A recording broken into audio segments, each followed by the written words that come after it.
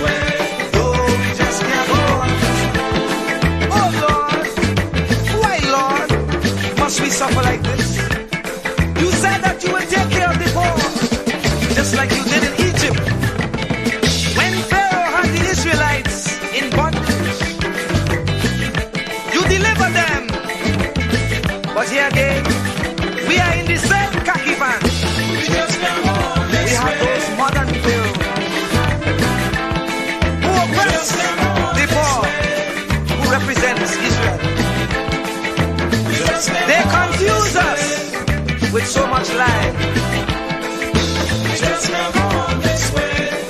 Not even thinking that we will realize. And if we criticize, we could be ostracized.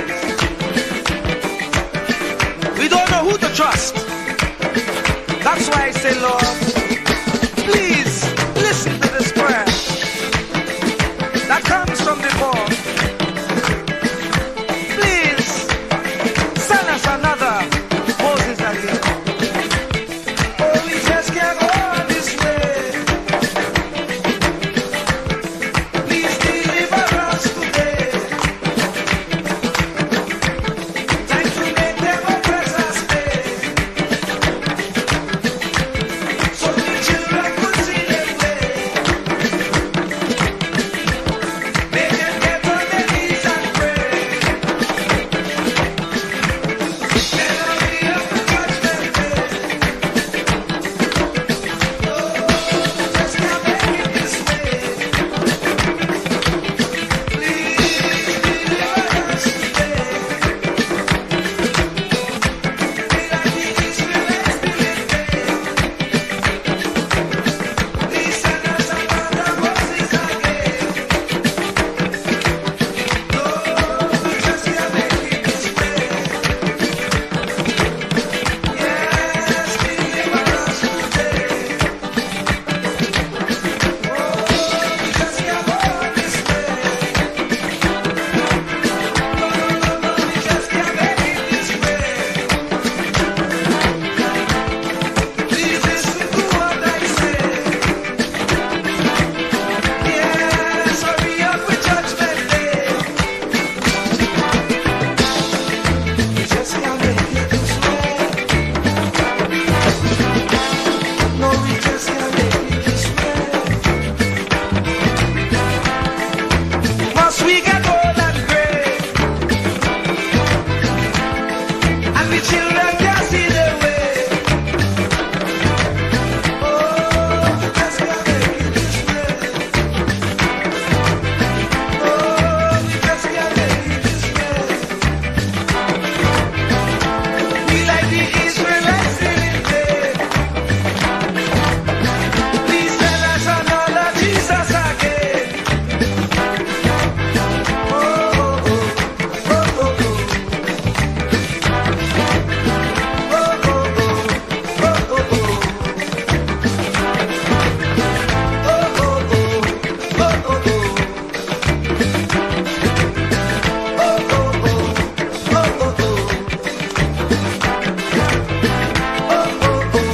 oh, oh, oh. Lord, we just can't go this way. Lord, we just can't make it this way. No, no, no, no, we just can't go this way.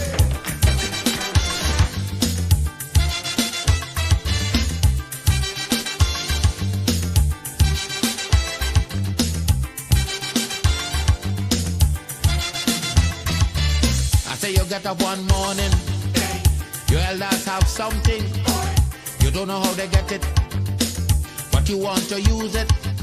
But if you ask them old people to get the things what they went through, ask them this any day, and your parents sure to say, black man have to keep on jamming, for black man to get a little something. Make up your mind, brother, that you're able to get a pulley and jam with the devil. Why? Black man have to keep on jamming, for black man to get a little something. Make up your mind, brother, that you're ready to swim offshore and hold your boat steady. Black man have to keep on jamming, for black man to get a little something. So when you hear you get a little something with that dragon, now you keep watching, because I don't tell you already. Black man don't get nothing easy.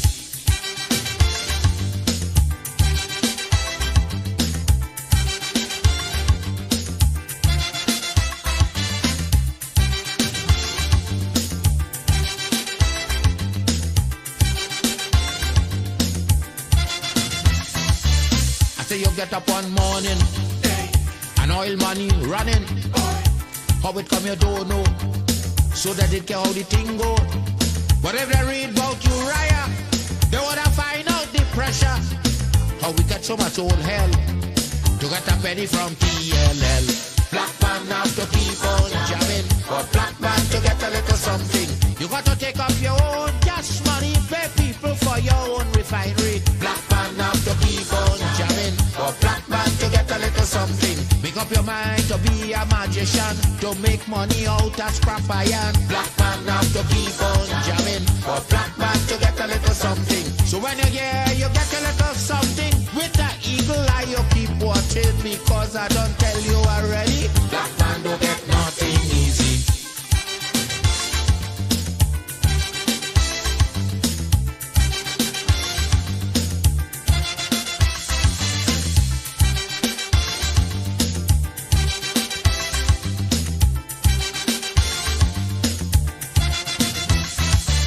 I say we got up one morning, independence happening, getting the thing come easy. Now they're taking liberty, but if they know about petition, we are to send to England for some woman to tell we in this colony free.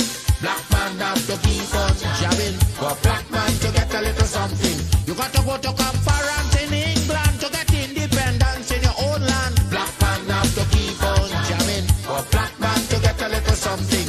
People hold you, humiliate you, turn on and sell you, and then they free you. Black man have to keep on jamming, for black man to get a little something. So when you hear you get a little something, with that dragon eye you keep watching, because I don't tell you already, black man don't get nothing easy.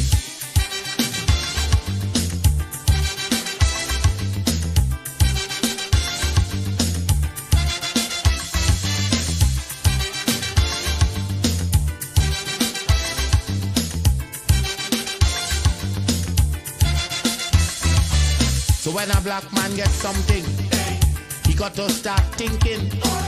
You get it there easy. You got to practice economy. From getting licks from the slave master to become the land owner, brother, is a terrible journey, packed with plenty brutality.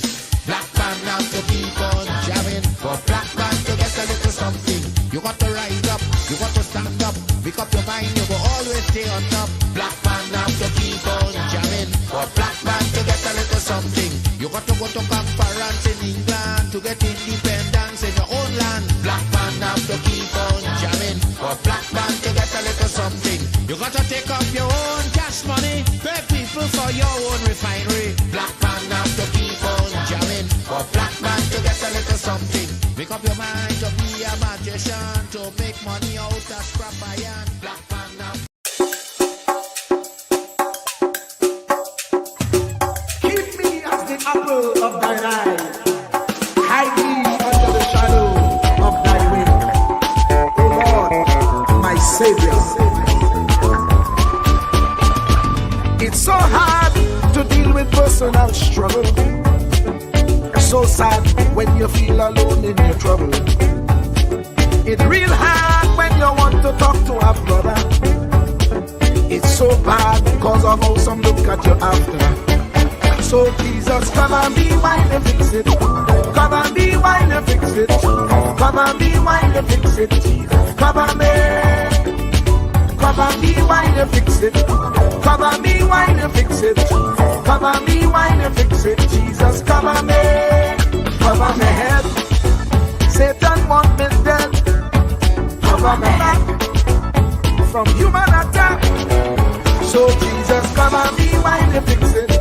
Come and be while you fix it. Jesus, come and be while you fix it. Jesus, come and be. People see you smile, but don't know the hurt that you're feeling. Even as God's child, at times your heart does be bleeding. Where can you go when you're really looking for healing?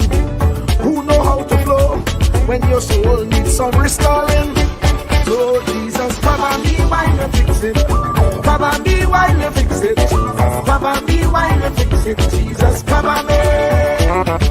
Come and be while you fix it. Come and be while you fix it. Come and be while you fix it. Jesus, come and be. Cover me home from evils unknown. Cover my feet so I'll never retreat. Oh Lord, come and be while you fix it. Come and be while you fix it. Cover me while you fix it, Jesus, cover me.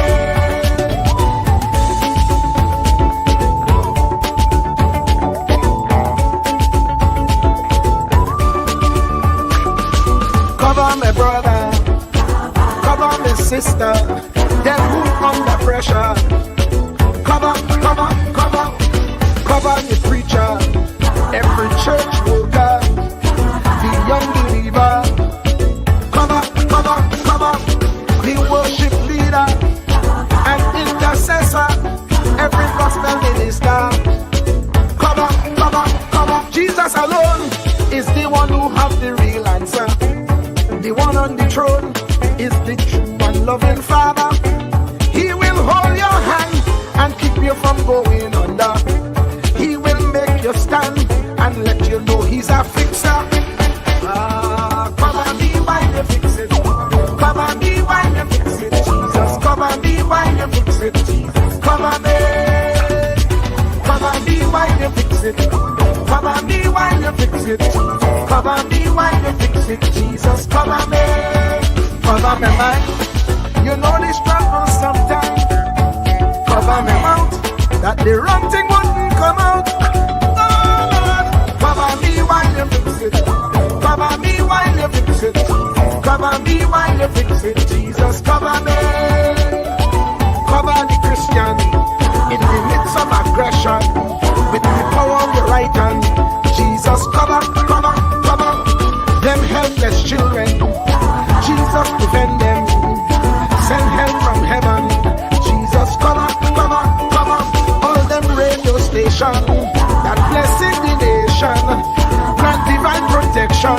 Jesus, cover, cover, cover, cover me, cover me, cover me. Truer words were never spoken. The less you associate with some people, the more your life will improve. Anytime you tolerate mediocrity in others, it increases your mediocrity. An important attribute in successful people is their impatience with negative thinking and negative acting people. As you grow, your associates will change. Some of your friends will not want you to go on. They will want you to stay where they are.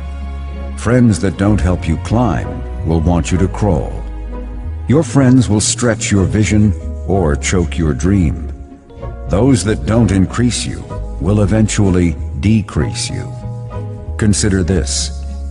Never receive counsel from unproductive people. Never discuss your problems with someone incapable of contributing to the solution, because those who never succeed themselves are always first to tell you how. Not everyone has a right to speak into your life. You are certain to get the worst of the bargain when you exchange ideas with the wrong person. Don't follow anyone who's not going anywhere. With some people you spend an evening. With others, you invest it. Be careful where you stop to inquire for directions along the road of life. Wise is the person who fortifies his life with the right friendships. If you run with wolves, you will learn how to howl. But if you associate with eagles, you will learn how to soar to great heights.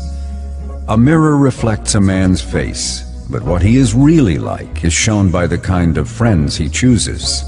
The simple but true fact of life is that you become like those with whom you closely associate, for the good and the bad. Note, be not mistaken. This is applicable to family as well as friends. Yes, do love, appreciate, and be thankful for your family, for they will always be your family, no matter what. Just know that they are human first, and though they are family to you, they may be a friend to someone else and will fit somewhere in the criteria above. In prosperity, our friends know us. In adversity, we know our friends. Never make someone a priority when you are only an option for them. If you are going to achieve excellence in big things, you develop the habit in little matters. Excellence is not an exception. It is a prevailing attitude.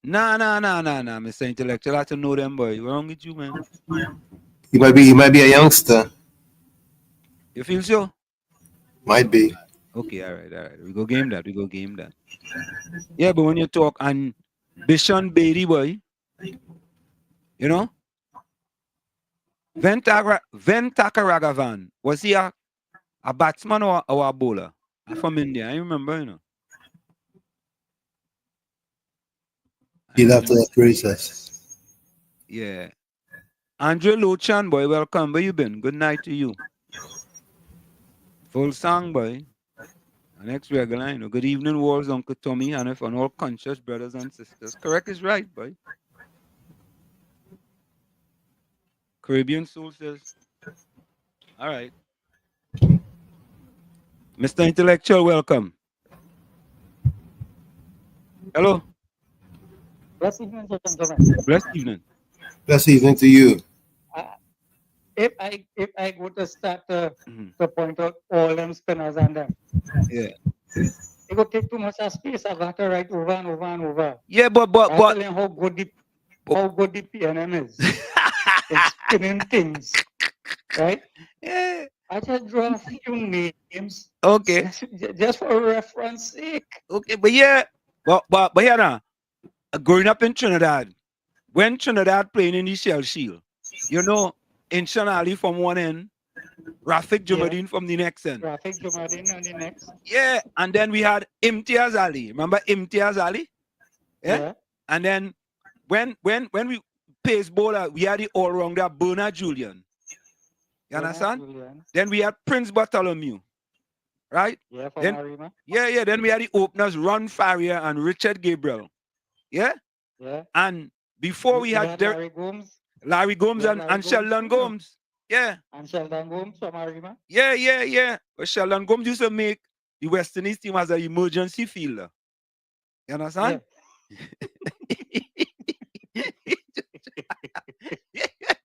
Yeah. You know, I used to be in the Oval all the time, you know. Anytime Chelsea playing and West Indies playing, I cannot tell you back then West Indies opening, you know, Gordon Greenwich, then Alvin Kaliteran, then Rohan Kanai, then Roy Fredericks. And hey, we forget Jack Norega, you know, 9 for 95. Yeah. Yeah, man. Hey, cricket boy, up to today, man. Cricket. No, but think about it, bro. Yeah. Think about this, right? Yeah. We know all these great songs, right? Right. And you could something, right? And come back out and say that is not what they say. You know when you see a spin bowler hitting your ball, you know if you're going right or left? Correct. Intentionally with the googly. He didn't know it was going to left or right. He even know. You understand? Watch, man. Them fellas are spinning more than that. You can't tell if the ball go bounce, if it go rocks, if it go spin right, left, or if it go remain dead center. But Mr. Intellectual, they're good, you know. I'm telling you, boy. Boy, you know, them, you know, Prime Minister Rowley alone could bowl from both ends. But that's what he's doing. If you read my next text, yeah, you will see what I say. Yeah. The man is a pathological. Correct. Yeah. And you know, I know what's sad? I don't know people believe that. But you take it out of my mouth. The sad thing is that people just regurgitate whatever. They ain't even just, boy, let me do a little check. Let me use something just to nothing, you know. Them just going with it, you know. I mean, we have a fella yesterday, he don't use Google, you know. He don't use Google. You understand? No, no, he might be a Gemini or yeah. GPT or something. Yeah. Or like Copilot. Yeah. One of them. Yeah, you know? Yeah. But I think the worst in the whole scheme of things is the Fourth Estate, you know. And the media? Yeah. Yeah, well, the Fourth Estate, Tommy, Uncle T. is the worst thing that we had for the past 10 years or 15 years, and for the past 15 years, journalism has gone through the window. You know?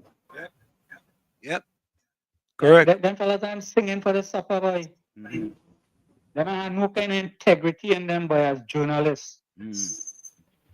Yeah, they're not no testicular fortitude. They lost. You know, nothing. It still had that? Did I still consider that? Well, every once in a while you will get one of them. Every once in a while. No, boy, them fellas and them lack testosterone, so them can't no testicular fortitude.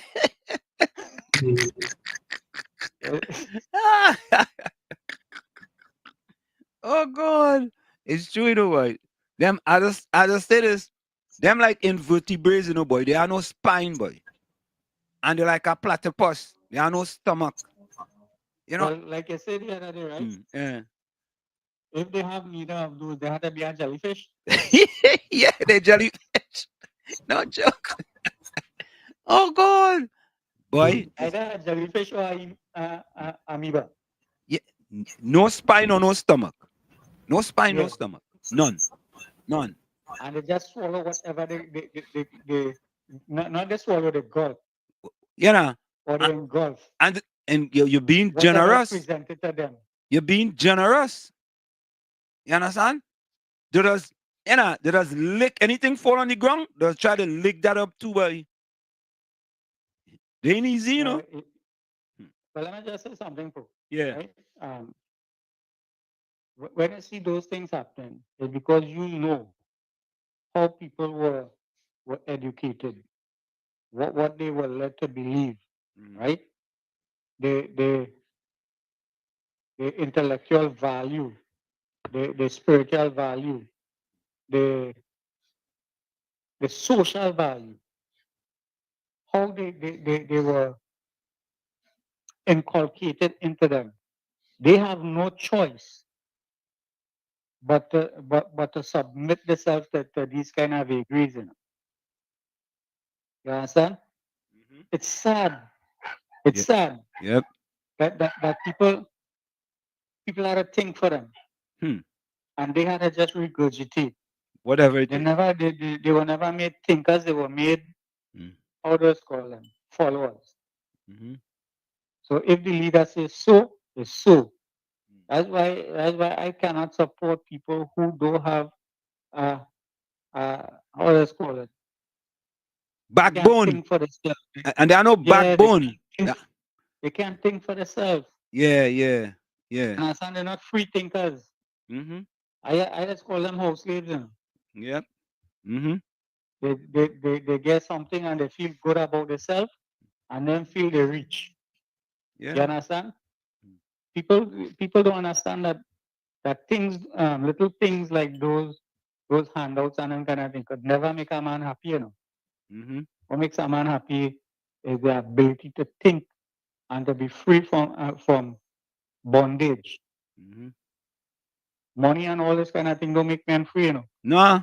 Nope. It's the ability to think. Yep. The ability to make decisions on their own and stand by those decisions and then face the consequences because they know that they by choice made those decisions, right? And they could live with it. And if they see it a room for change, they could change. And I said because they could think, they could do things. But when people can't think and they can't develop ideas and thoughts and fix their mind in such a way that they could elevate the self in a physical way, a spiritual way, and even a mental and social way. You understand? People well, I don't know. I done on the line waiting for the trader to take me which part I'm supposed to go. So when the big man desired to say, well, hey, your time up.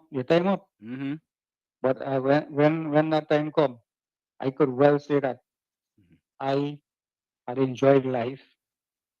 I did not have much, but I was free to do the things that I wanted to do. Correct. and accomplish the things that I wanted to accomplish. Mm-hmm. You know? Mm-hmm. Gentlemen, have a good evening. Yeah, I man. just wanted to Same to you. let them have enough space to put the great name inside it, and these fellas can go them still when it comes to spin. Yeah, man. Bless. Bless evening. All right. Yeah. Same to you. Yeah. I'm telling you. I think there are two ways in which people are controlled. First of all, frighten people, and secondly, demoralize them. An educated, healthy and confident nation is harder to govern.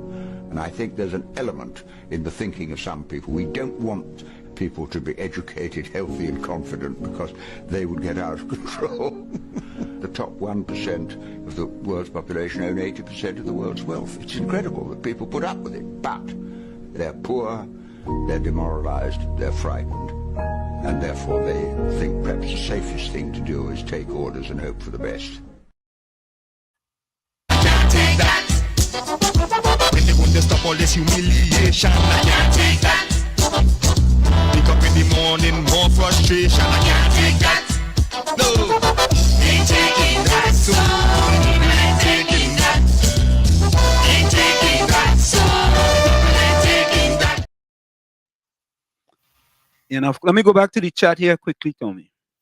The easiest thing to do, tell me, is to take instructions. To the line. Yeah. Go ahead. I said the easiest thing to do is to toe the line. Toe the line, boy. Toe the line, boy. Tiptoe, boy. Tiptoe, boy. Tiptoe around the body's house. How you do? Busy says today, Wall Street and Uncle Tommy locked on all listeners. Share the live today menu, curry mango and sada roti, boy. Curry mango, boy. Yeah, boy. You know, I used to go outside and just pick some green mango and make curry mango, you know, right there and then, you know. Fresh, you know. Fresh. And we used to make some sweet mango too, boy. Oh, good. Real good, boy. With Moby, boy. Yeah. Busy says, many shall say, I have cast out demons, Lord, and I follow you. But Lord said, get thee hence, Satan, you workers of iniquity. What, boy? Busy, but yet, I mean, busy stepping up his game, you know. I'm telling you. Volsang said the vacuous campaign promises has begun, people. Keep your eyes and intellect on alert. Yeah, it's all kind of distractions, man. All kind of distractions. Caribbean so say Wall Street. Your partner, Pastor Google, went into the septic today. I just consider that man really a pastor, making fun of a man hairstyle. That for me to do because I don't hold no position. You know, Tommy, I don't understand what, you know, people suffering in our country, Tommy. And the best you could do is to try to make fun of a man hairstyle, boy. You on national radio making fun of a man hairstyle. I mean, wow, man. I don't know, boy. I really don't know. Caribbean Soul say, Wall Street, you like to talk about Moody's and IMF report. They should read what Columbo said today, where the government didn't pay the SME their VAT refund. Alam, good night. Good night, Wall Street and Mr. Tommy. Good night to you. Wall Street, they like to talk about Moody's and IMF report, but today Inboard came out due to SME not being paid their VAT refund for 3 months now due to low income on oil and gas prices. Nah, they go spend that too. They go spend that too. You ain't see it already saying, Tommy, the state of emergency had a 44% reduction in murders, you know. Yeah, I saw that. Yeah. Boy, they're gonna, boy, they're real good, you know, Tommy. 9 years, when 5 years ago, people was calling for a state of emergency. Nah, but now you're touting what? They're good. They're real good. They're good. Busy says a pastor must be balanced at all time, not to have cookie eye. Many are called on fear chosen the Bible say. Nah, it's our cookie eye pastors. It's our cookie eye pastors. Biggs, welcome. Good night to you. Patty, welcome. Good night, all. Mr. Tommy on Wall Street. Good night to you, Patty. Night, Patty. Anderson Wilson, boy. Anderson. He ain't come with that Kia tonight, boy. come by himself. Yeah. Patty said you should call them indentured laborers. You don't think? We should call indentured laborers. What the THS chief called Dr. Rowley again, Prime Minister Rowley. What do you call him, Tommy? House slave. Well, I don't know. Maybe Patty talking about what Mr. Intellectual said about the house slave. But Tommy, think about this, Tommy. You have people who are in charge of many people. For example, Fali Chavez Augustine is the THA chief, right? Kamala Prasad Bissessa is the opposition leader, right? You can say those are the three leaders in Trinidad and Tobago, right? I mean, from the sense of politics, right? We have other people who lead in political parties. But yeah, COP, hold 1 minute. Hold 1 minute. You know, Oh shit. yeah. Go ahead. Wait, you're saying something? Hold on.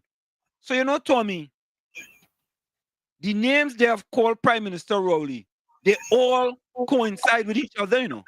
They all means the same thing, you know. They all mean exactly. And why are these people calling him that name? COP, welcome. Oh shit, good Tony, good night. Good night. And good night to the listeners.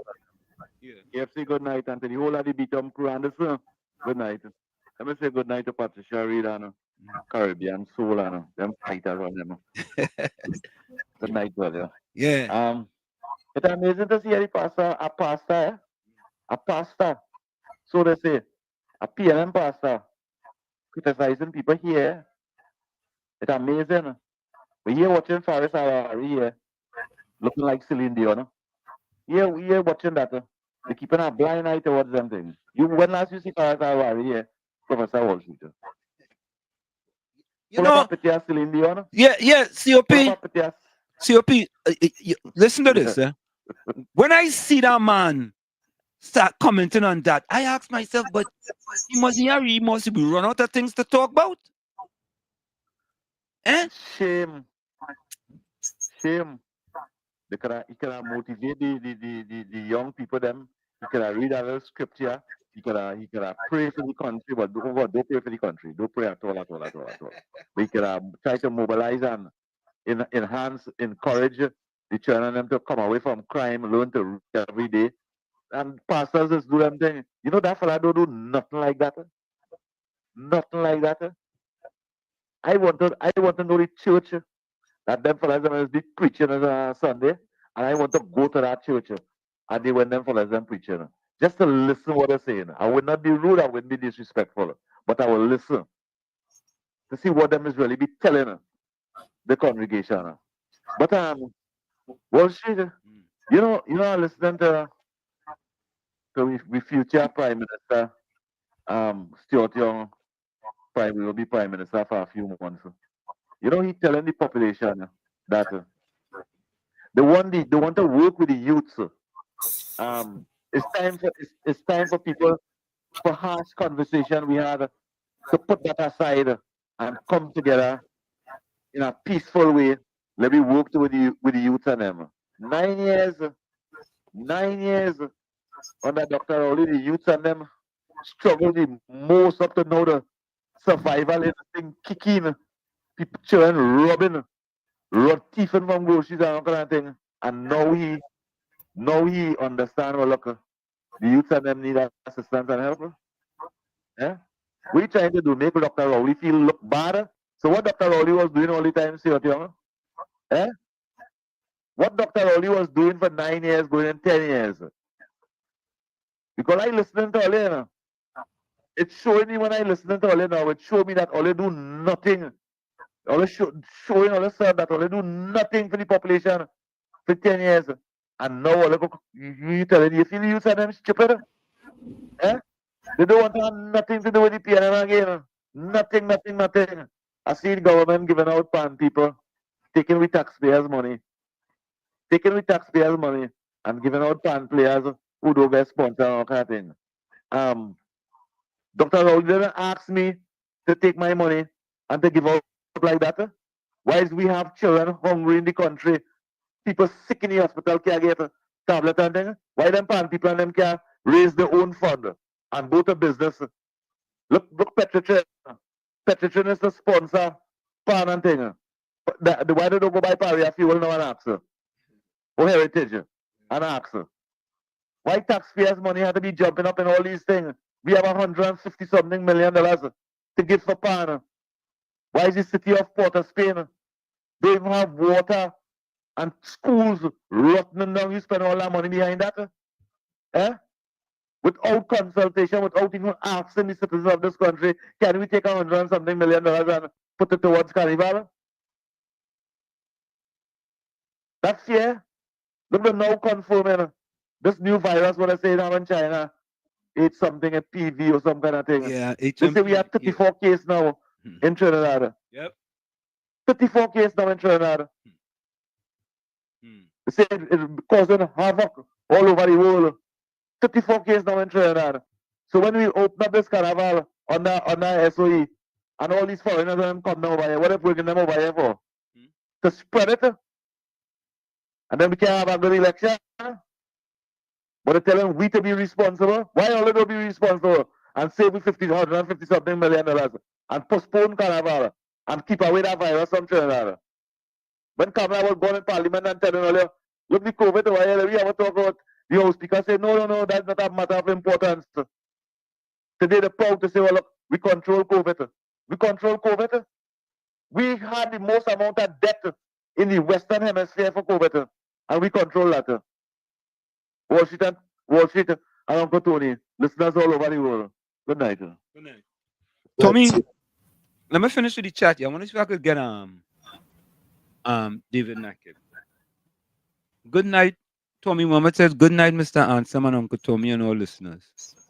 The East-West Corridor loves the PNM. Just Schroeder, welcome. Good evening, Wall Street and Uncle Tommy. Evening, Just Schroeder. Yeah. Robert Nesbitt, welcome. Good evening to you. Yeah. How slaves, boy. Patty taking umbrage with your statement there, Mr. Intellectual. She upset with that. She don't want nothing about no house slave. Mr. Intellectual, you're in the embassy here, house slave. She remember Prime Minister Rowley.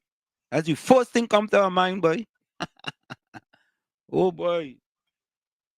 Party upset tonight, boy. She upset. KFC, you inside?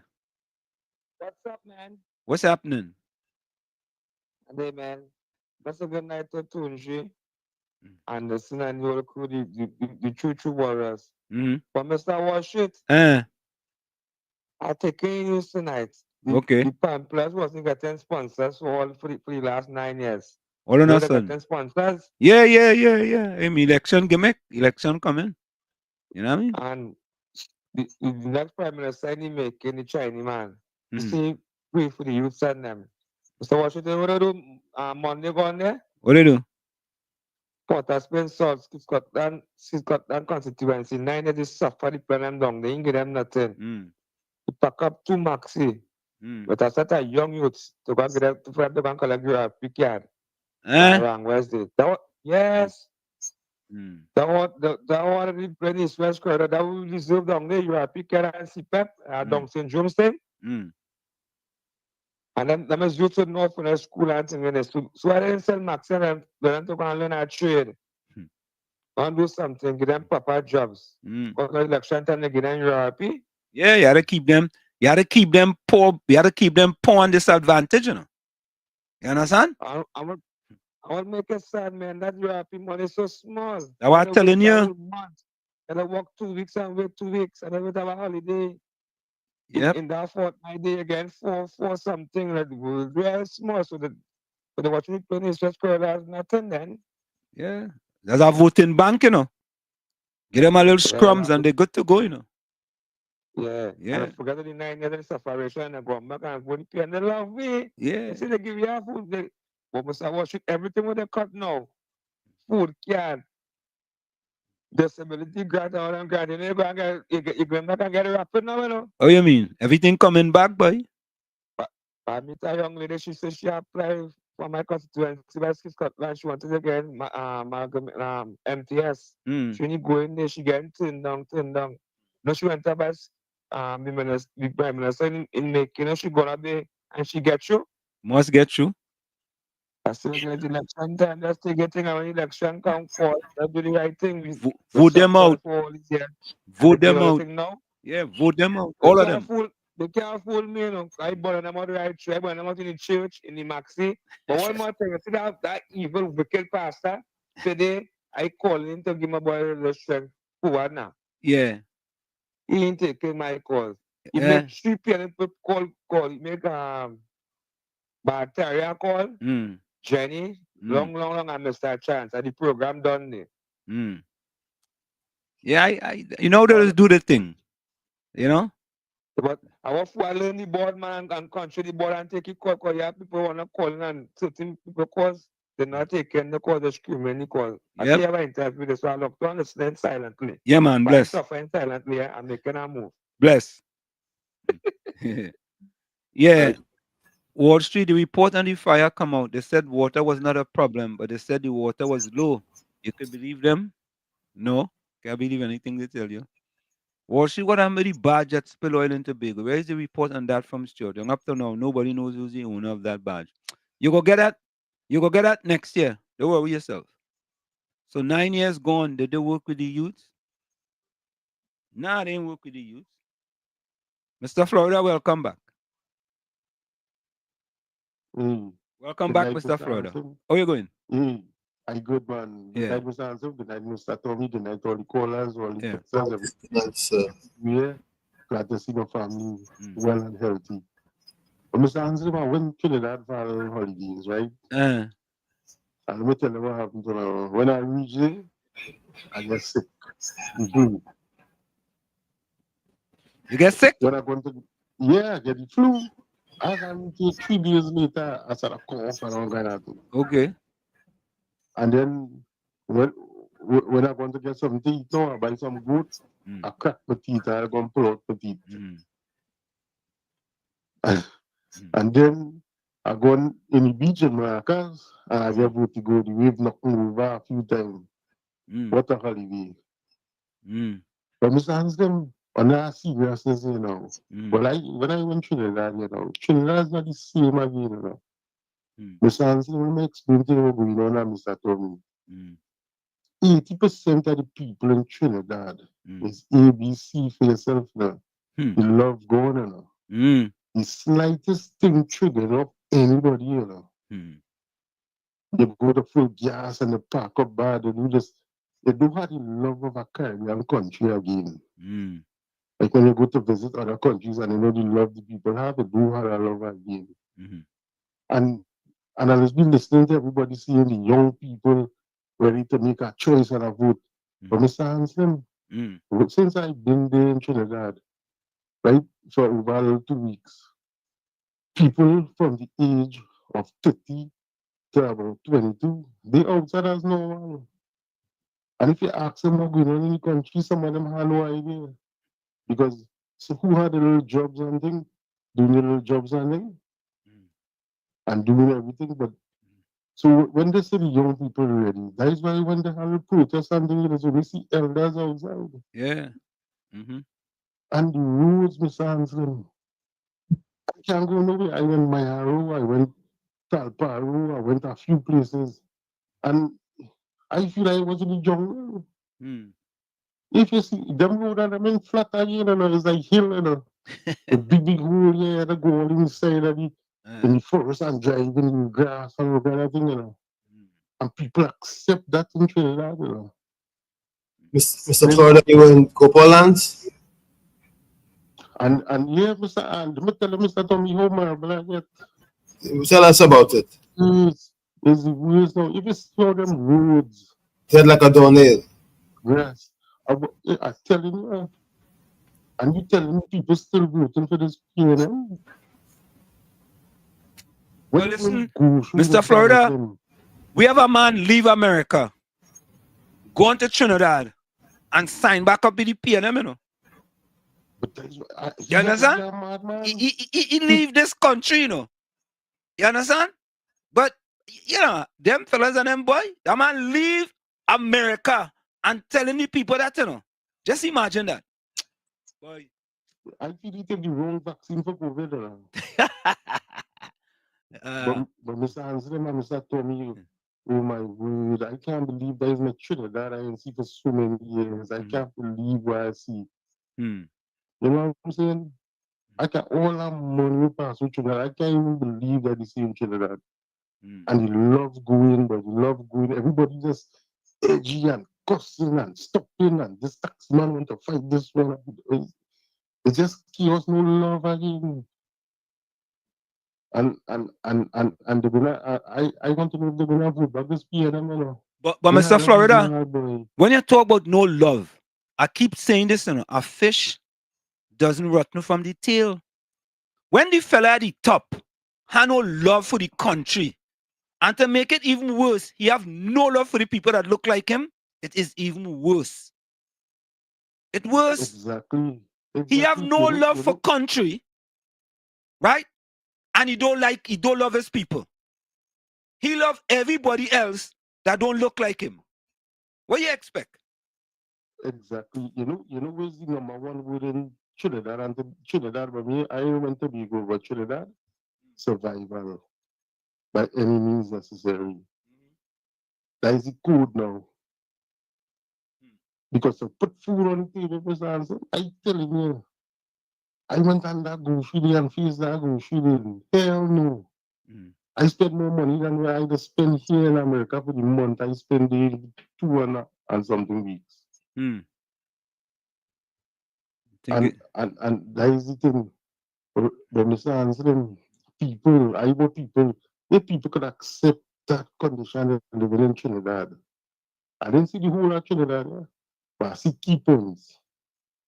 It's a shame they know on the streets, man. They're supposed to have over 1 million people calling for this government to move. They should even be waiting for for election to call this year. They should demand it now. You're calling this to Mr. Anselm, Mr. Tommy, I'm watching the time and we have just coming. Bless. Thanks. Welcome back. You know, Tommy.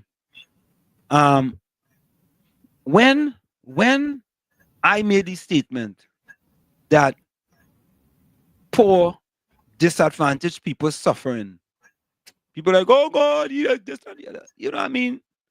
When you leave this country, Tommy, and you go to Trinidad, you be like, where have our country gone, boy? Where? And Tommy, I haven't been home in a while, but I've been told to come back to Trinidad. I've been told that. So, you know, yeah, you ask yourself, and you know what, Tommy? Them people still supporting that boy. And the worst, to make it even worse, with all this suffering, them paying them people under, the best a man could come on the radio is talk about a man here. About this here, you know, Tommy. It's just unbelievable, man. Folks, we're gonna take that break. And when we come back, we should have Dr. Bishnu Ragoonath with us in the village on WZYE 95.9 FM. Don't forget, share the live, WZYE 95.9 FM on Facebook and X. Subscribe. WZYE TV on YouTube. And you could reach us here at 973-868-1444. That's 973-868-1444. Also at 973-609-6509. 973-609-6509. Yeah, we'll be right back. You're listening to WZYE 95.9 FM. You are listening to WZYE 95.9 FM, the most influential name in Caribbean radio in the tri-state area. Broadcasting from East Orange, New Jersey, the most influential name in Caribbean radio, WZYE 95.9 FM. Bijan, welcome. Hello? Yeah, good night. Good night, everyone. Good night. You could tell me if because you're trying to get any program with TC and Heavy. Is the program up on air? I know. I ain't sure. Everyone know?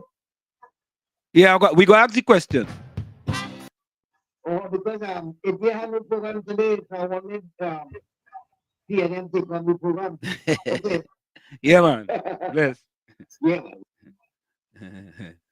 I want to know if PNM take off the program. Hmm. Nah, I think they take off the program. But you know what? Let me send Dr. Bishnu a note so that we could confirm that he will be joining us. Hold on, folks. Take a listen to this.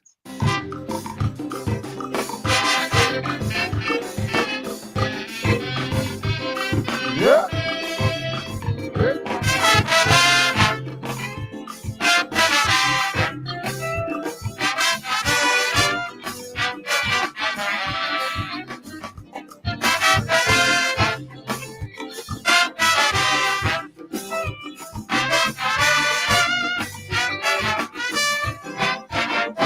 I used to feel proud. I used to feel glad just to be born right here in Trinidad. The Caribbean godfather, hand of chutney pan and soul. Like something gone wrong, my whole country turn upside down. Cause we feeling the pain, we feeling the strain. When would there be peace and love here? There's too much of talk and little action.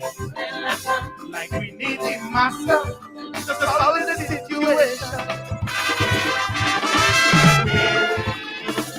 I'm feeling the strain.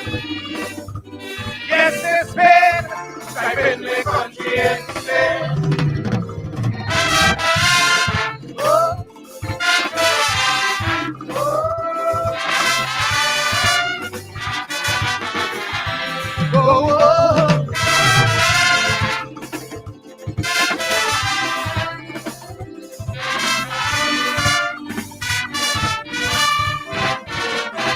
Senseless murders, robberies and rape, little children see as nonchalant. We promoting tourism, begging the tourists to come. Maybe you and me, those with eyes to see, let them see. Because we feeling the pain, we feeling the strain. When would there be peace and love here? There's too much of talk and little action. Like we need the master to solve the situation.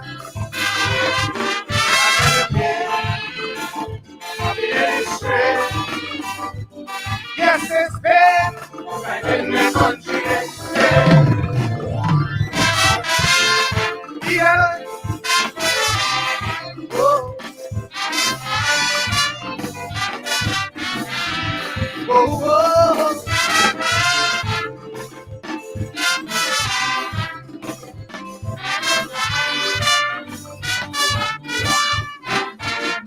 unemployment high, and they say no joke. Youth even school, you can't find no place to go. Then you retrench a worker, he's left on the street.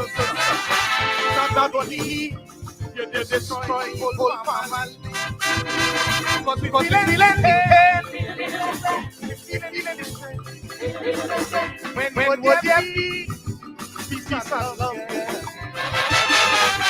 It's too much of talk and a little action. Like we need a master to solve the situation. Feeling the strain. Yes, it's pain. Right in the country and stay. Whoa.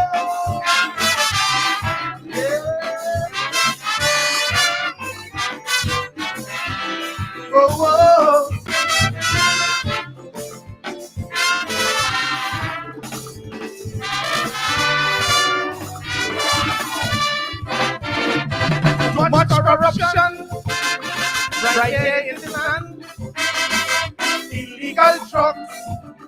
destroying this nation.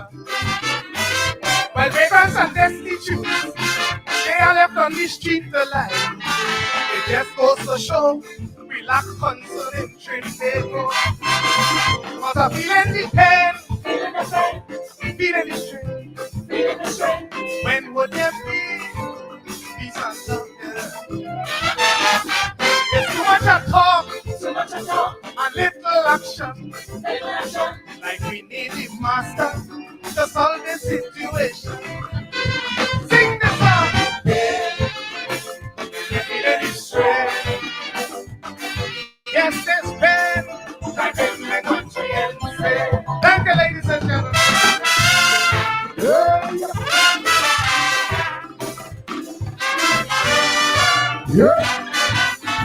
And of course, that is the one and only the diamond, boy. You're feeling the people feeling the pain in Trinidad, Tommy, boy. They're feeling the pain. Yeah, they're feeling the pain.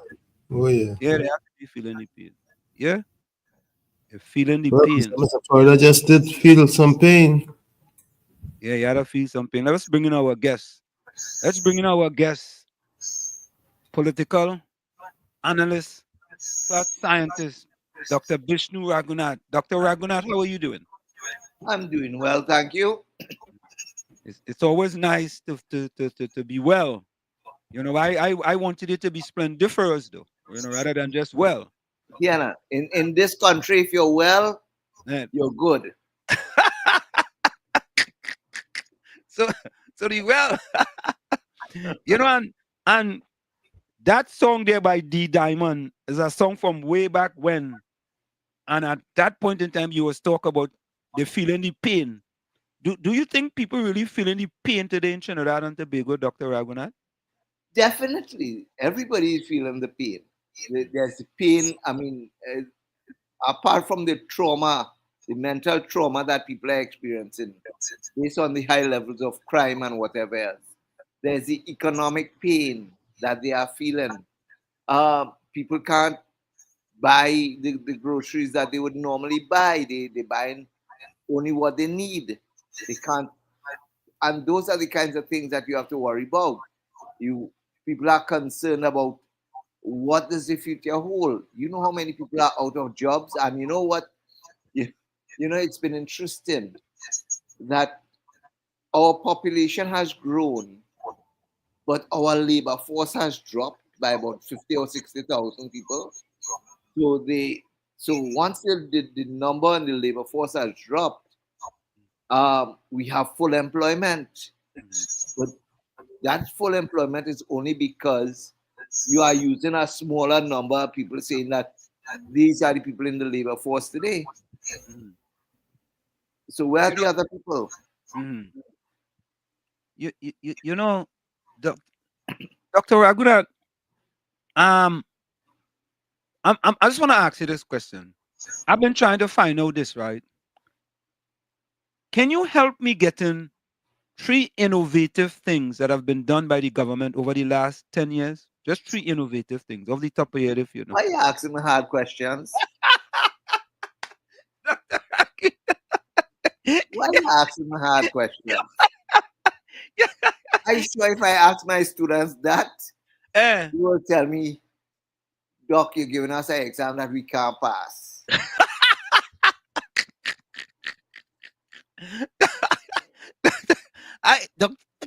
Dr. Ragoonath, I thought that would be a lining up for you, man. I thought you would have just come.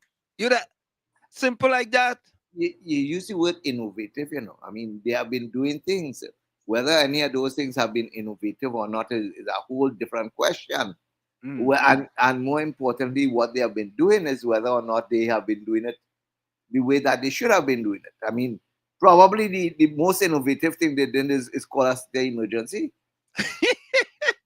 You know, that is because I think ACP Benjamin came out today and said there's a 44% reduction in crime.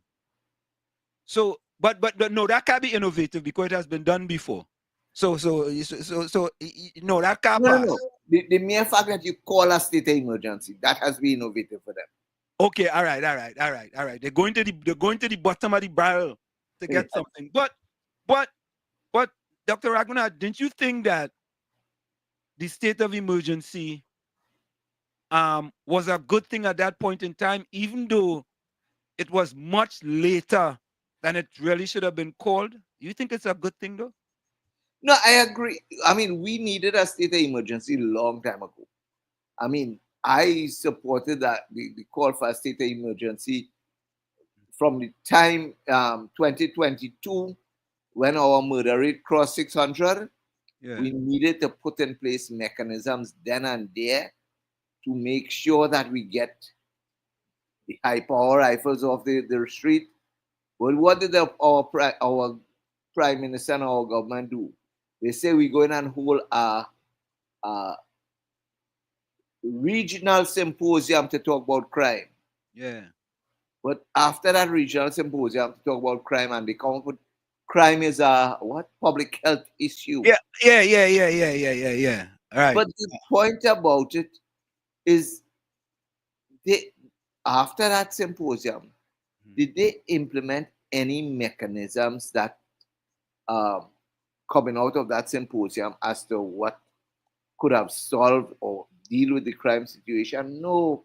In fact, I don't know if you all went back through the recommendations coming out of that symposium, but the majority of the recommendations coming out of that symposium were things which were already implemented in Trinidad.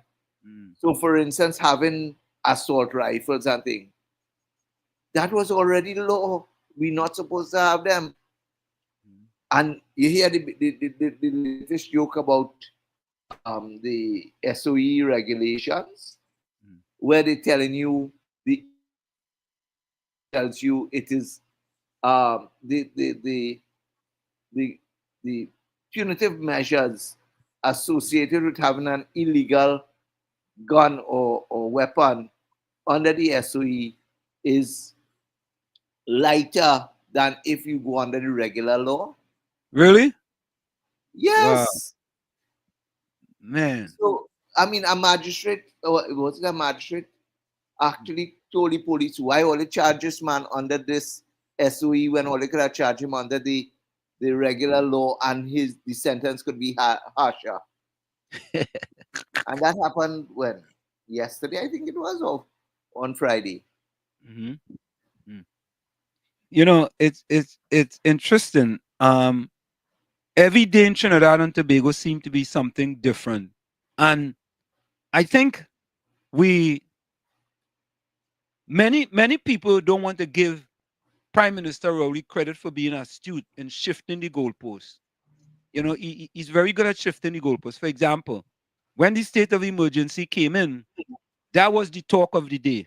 And then Prime Minister Rowley went and tell people that he's going to make Stuart Young the next Prime Minister. Right? And all of a sudden, the whole talk shift from the state of emergency to Stuart Young being the next Prime Minister when Dr. Rowley resigned. So, Dr. Ragoonath, in your estimation, if the Prime Minister is going to resign, and he knows he's going to resign, why you don't just resign as political leader and resign as Prime Minister and move on and go and spend time with his kids, rather than delaying this process, bullying, my words, bullying the MPs in order for all of them to sign off after 9 of them decided they wasn't going to support Stuart Young, and then later all 21 of them supported Stuart Young. And I mean, the point about it is that clearly this is a man who is not yet ready to go off into the sunset because he wants to be the puppet master. I mean, correct. We have always said that he's a puppet to some other puppet masters outside there. Within the PNM, he wants to also continue to be a puppet master. I mean, think about it. Keith Rowley knew that he wanted to go a long time. Why would he have gone ahead and screen candidates to fight an election when he knew full well that he was not going to be the one who is going to lead them into the election? Shouldn't he have left that? Because literally, he has saddled the PNM, the new leader, if you want to say that that new leader is Mr. Young, he has saddled the new leader with candidates who he believes are best suited. Now, granted, Stuart Young and them would have been in the screening committee, and they would have been part of the screening committee. But here now, we operate under a dictatorship under Keith Rowley to some extent, even in the PNM. And that is why, for instance, when he went to Tobago, he said, everybody sign on. Yep. My information is that at Balize House on Saturday, he asked in front of General Counsel if there's anyone here who do not agree with me or felt bullied that I pressure them to selecting Stuart Young. Stand up now. You think really and truly any one of them PNM MPs would have stand up there and say, we oppose you when we operate with when he operates with a maximum leader perception? Nobody would have stand up there. And more importantly, guess what? Stuart Young has been trained and groomed and molded into the likeness and image of Keith. Well, all right. We'll correct that later on. But the likeness and image of Keith Rowley in terms of his behavioral traits, in terms of how he approaches his colleagues, his opponents. So once you don't support the PNM, you are a member of the UNC. That's the way they believe. And so if anybody had stood up there, you think anybody would have been left unscathed? No. Penelope Beckles, I've always said it, was one who challenged Keith Rowley way back when for the leadership of the party. Did you think that Keith Rowley has forgiven her? Well, definitely he didn't forget. But I don't think he has forgotten and forgiven. And to that extent, I still am of the opinion that she was not going to get that leadership. She never, while Keith Rowley is there, she will not get it. No. And that, I think, is one of the reasons why Keith Rowley has not resigned as political leader of the PNM. Because if he's going to resign as political leader of the PNM, then he wouldn't have that kind of control. Within the PNM as to who is going to say what, who is going to do what, and who is going to be where. And that, I think, is our major concern with regard to Keith Rowley as he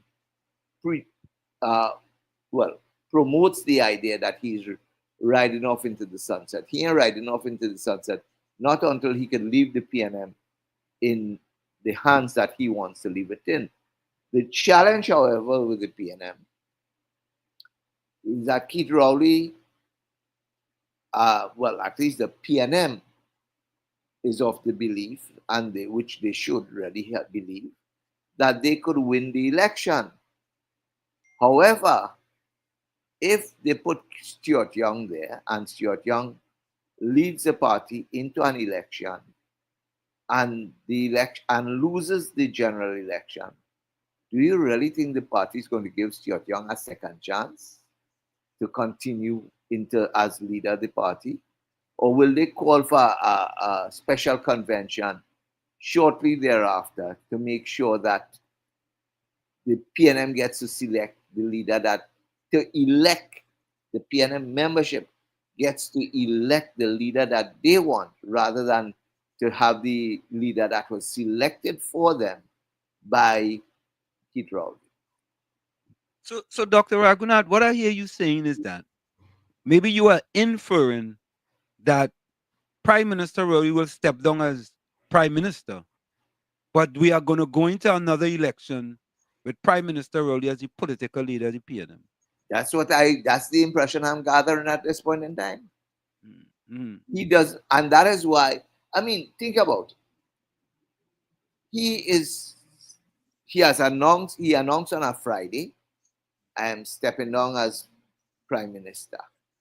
On the Monday, he hosts a media conference and says, Stuart Young is going to be the incoming Prime Minister when I resign as Prime Minister. But immediately, and in the same breath, he goes on to say, and the convention to elect the executive of the PNM will be held on the 28th of September. So, in other words, he has already decided when the convention will be held. Now, think about it. If he was going to resign as political leader, would he have that power to tell you when the convention is going to be held? The incoming leader should be able to tell you that. Right. But if he decides to name the date already, then and so if he tells you the 28th of September, does that mean that he's going before the 28th of September? I am not convinced that he is really going as political leader before the 28th of September. I think he's waiting whenever the election is called in the hope that the PNM does win it. Then Stuart Young will become Prime Minister and cemented into the leadership position, and then the PNM could do whatever they want thereafter. But for the time being, Keith Rowley and Stuart Young will be the dual-headed leadership of the PNM. But Dr. Ragoonath, do you think that the 9 MPs who initially voted for Penelope Beckers is going to go easily into the sunset when they eventually have to go, all right, and if the PNM should win, which in my estimation, I don't, and well, let me all right, let's say if the PNM should win, right? So now we have a political leader who is a lame duck political leader, who is Prime Minister Rowley.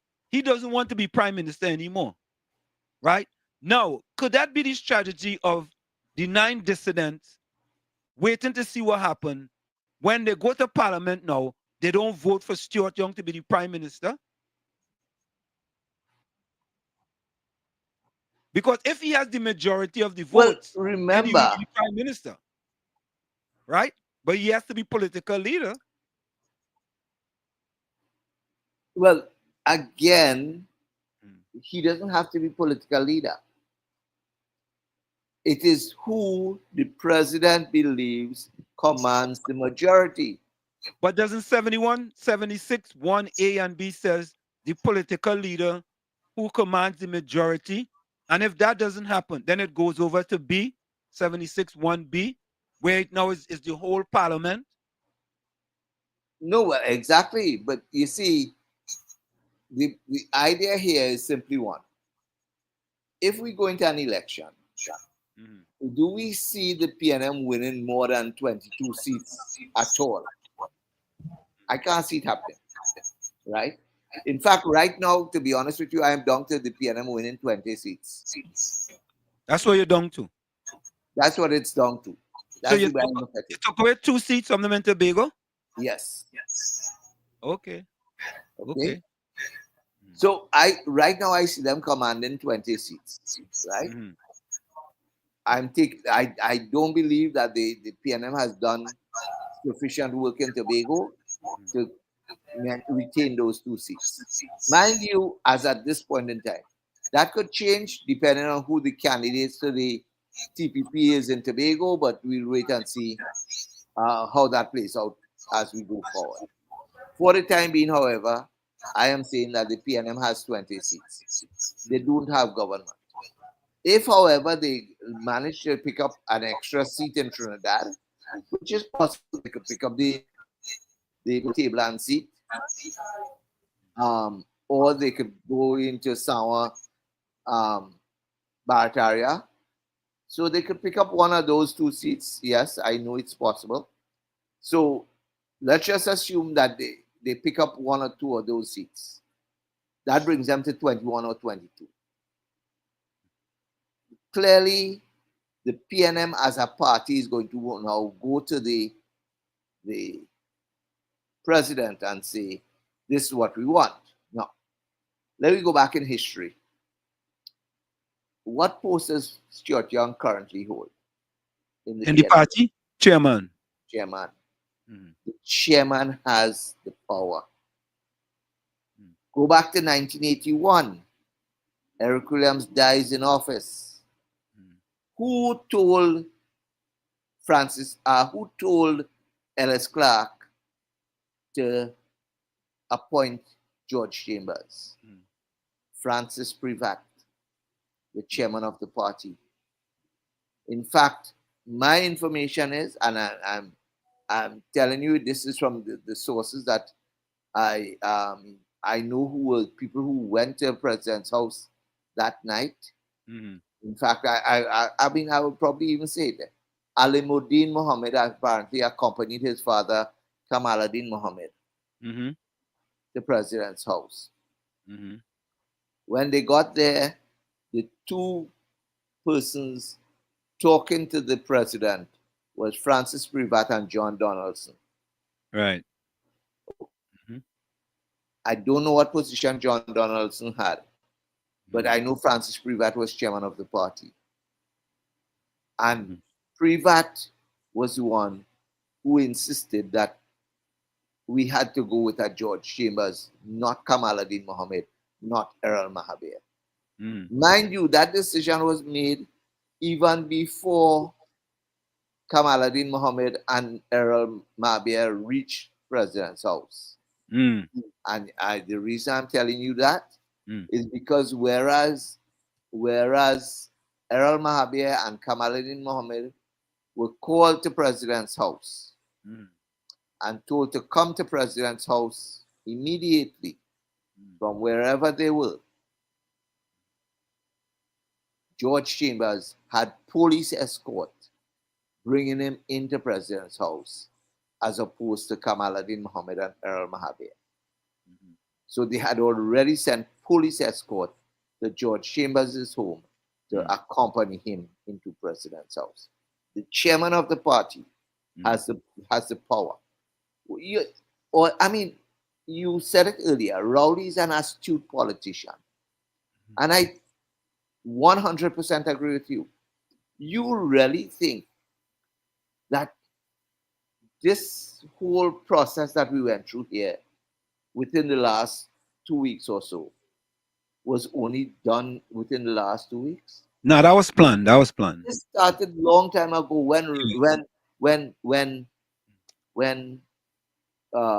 before the last convention that the PNM had, when Rowley insisted that Colmimbert, who was chairman of the party, demit as chairman, and he would make him a deputy political leader. Yeah. He basically demoted him. No, but the point about it, the argument he would have given Colm at that point in time was simply, but you've been acting prime minister all the time.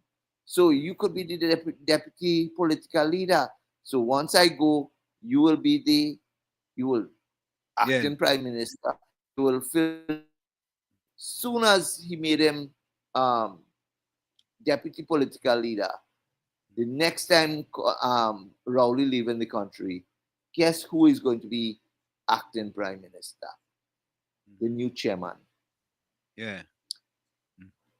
So the new chairman is the one who has the power. So, but, Dr. Ragoonath, I want to push back a little bit here on you. The General Council, if there's a vacation, if there's a vacancy in the political leader, they can call. I gotta read the PNM Constitution again, but I think it's either 12 or 18, right? They can actually call a convention in order to pick the next a special convention to pick the political leader. Right? Did you hear me? No, you're breaking up.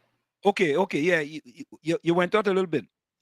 You said the chairman has power, but how could Stuart Young select himself if Stuart Young is the chairman? How could he select himself? But you know what I wanted to do, Dr. Raghunath? I wanted to go back a little bit to when the prior convention was canceled. I think that's when the whole thing started.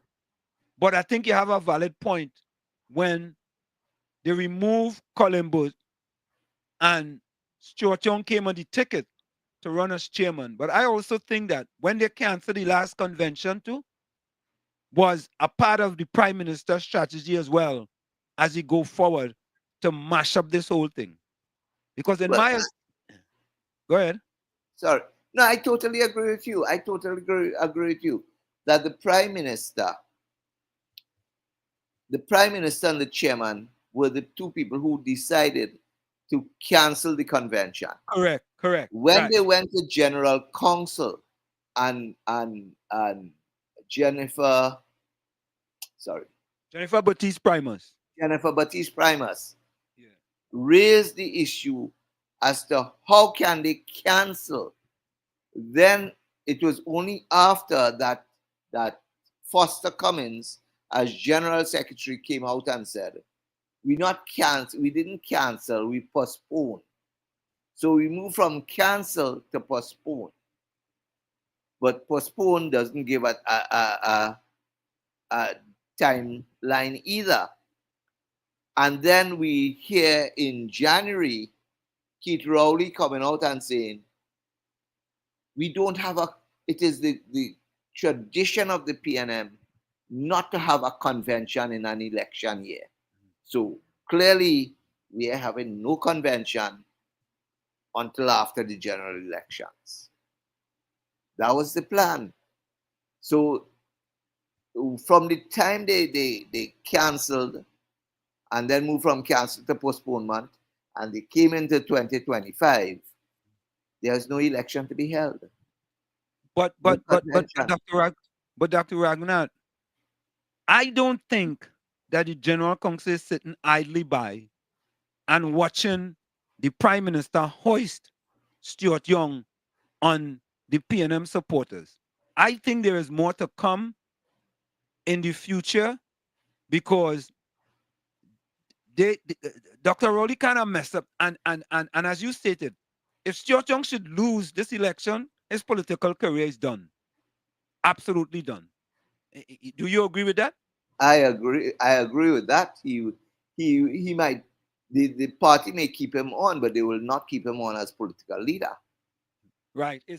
Now I wanted to read for you what Section 18 says. Article 18 says, the General Council shall have the power to fill a vacancy occurring in any office in the absence of specific provisions, therefore, under the Constitution.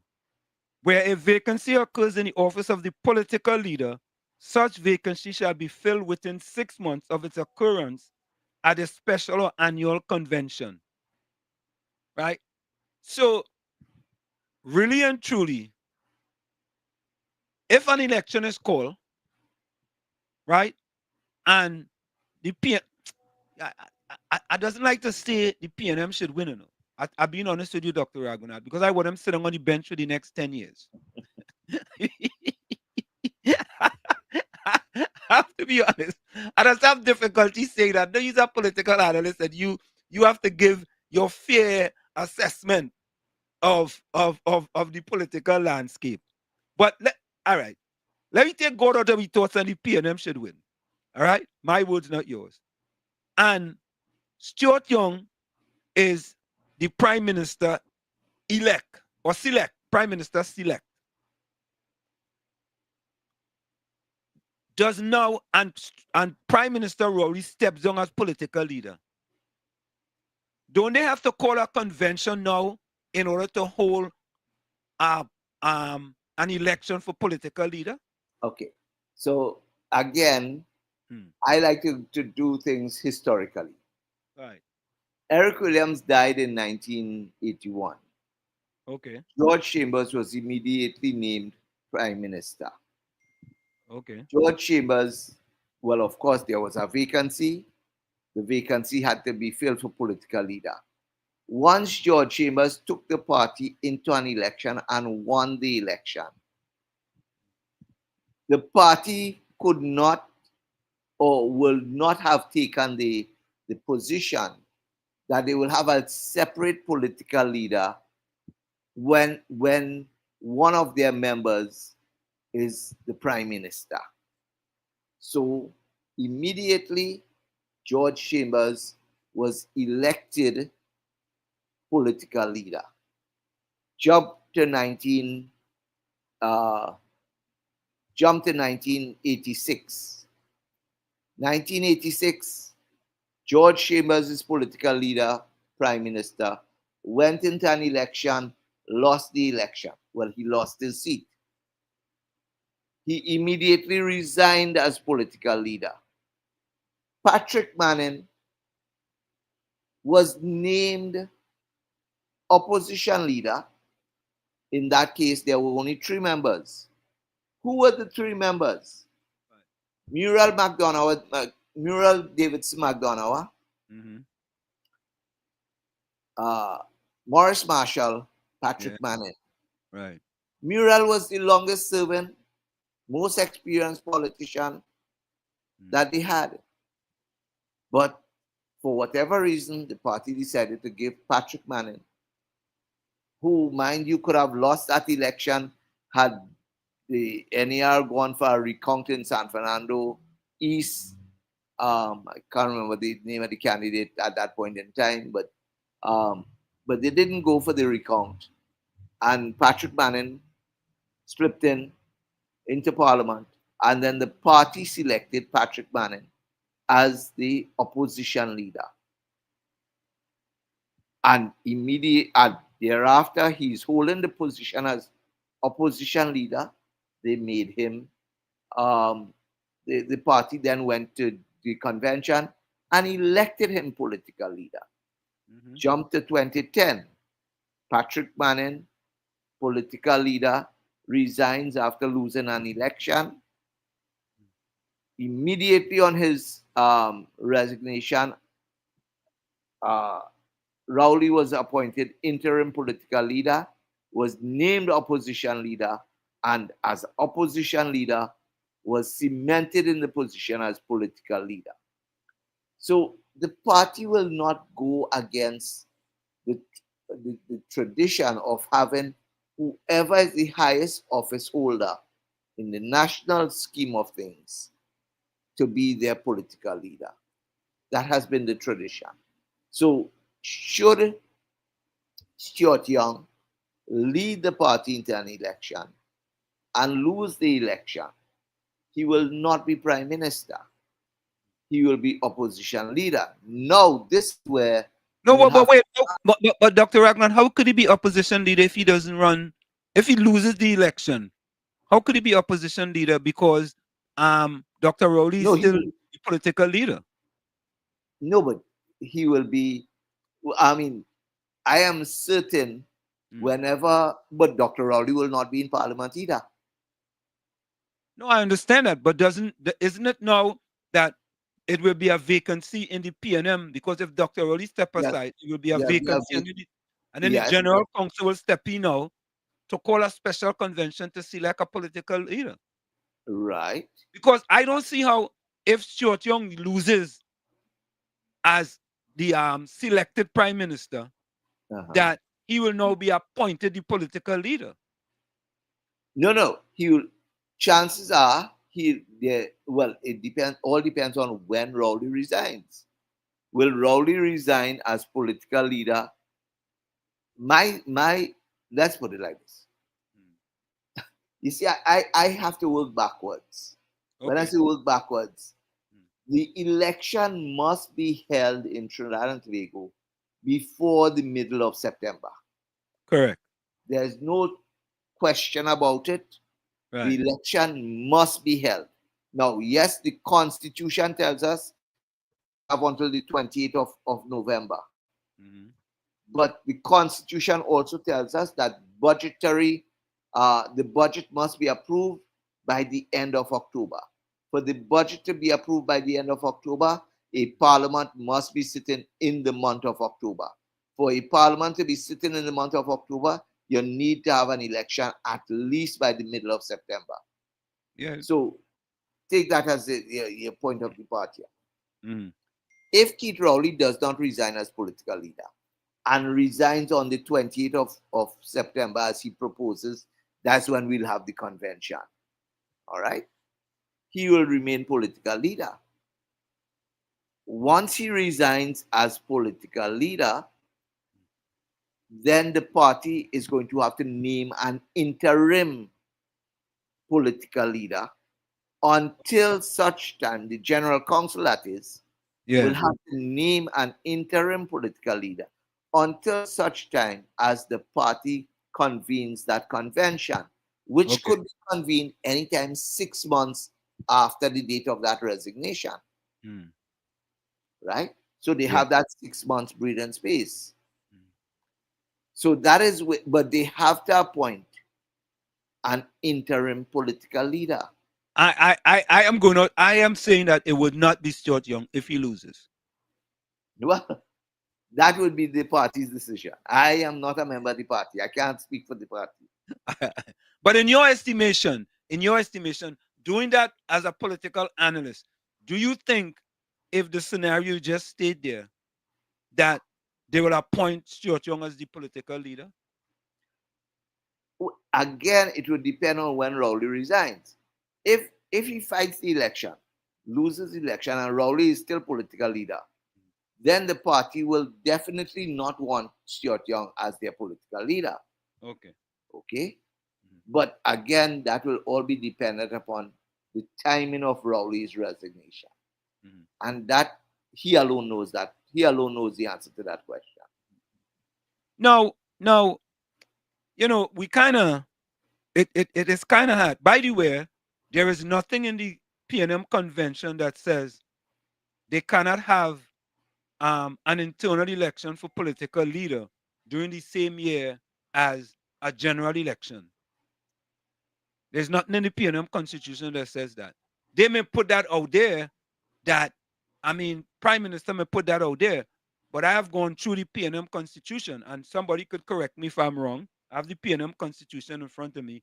I haven't seen anything that says that they cannot have an internal election for the political leader in the same year as a general election. So in my estimation, that kind of went out the window, right? But I think the sad part here, Dr. Ragoonath, is the Prime Minister is hoisting someone that he wants so he could pull these strings when he's outside, continue to pull, Stuart Young strings, and this is what he wants. And this is the way he is. And Patrick Manning told us a long time ago that this is what Prime Minister Rowley is about. He's a bully. And, it's sad to say that, he has been consistent. And Olin never believed Patrick Manning when he said it, right? No, they didn't believe him. Yeah, them PNM people cuss Patrick Manning. They call him all kind of name. Now, the same video what Patrick Manning made, everybody playing it now all about the place, including us, of course. But this doesn't seem, in my estimation, Dr. Ragoonath, do you believe this is going to end well for the PNM in that they're going to win the next election? I know you said 20 and you said 2, but you think it's going to end well for them? Or we still have much more time to go before things change? A day in politics is a lifetime. Correct. And I don't know when Stuart Young will decide to call the election. Again, I am assuming that Keith Rowley will resign for Carnival as Prime Minister. So we'll have a new Prime Minister just after Carnival. And once Stuart Young is in the Prime Minister's chair, he has the power to call the election. Does he need time to settle in to the Prime Minister's chair? I don't know. I don't know whether he believes he needs time or not. Because as far as I'm concerned, like I said earlier, he is in the likeness and image of Keith Rowley in terms of his attitude, behavior, politics, Keith Rowley is his mentor. Keith Rowley is his guru. That's his only teacher. As opposed to Penelope Beckles, who had the fortunate position to be schooled by Patrick Manning as well as Keith Rowley and to observe other people. Stuart Young has only Keith Rowley as his guru, more or less. So I don't expect him to do anything different. Now, the question is, when is he going to call the election? I heard, for instance, just last night, I think it was, or yesterday, Stuart Young promising a whole new direction for young people and so on. So will he want to roll some of those things out on assuming the office of Prime Minister? Or will he want to get a mandate first before rolling those things out? Again, he's the one who will have to answer that. But I mean, like I say at this point in time, Stuart Young finds himself today in the same position that your president and your vice president found themselves. Correct.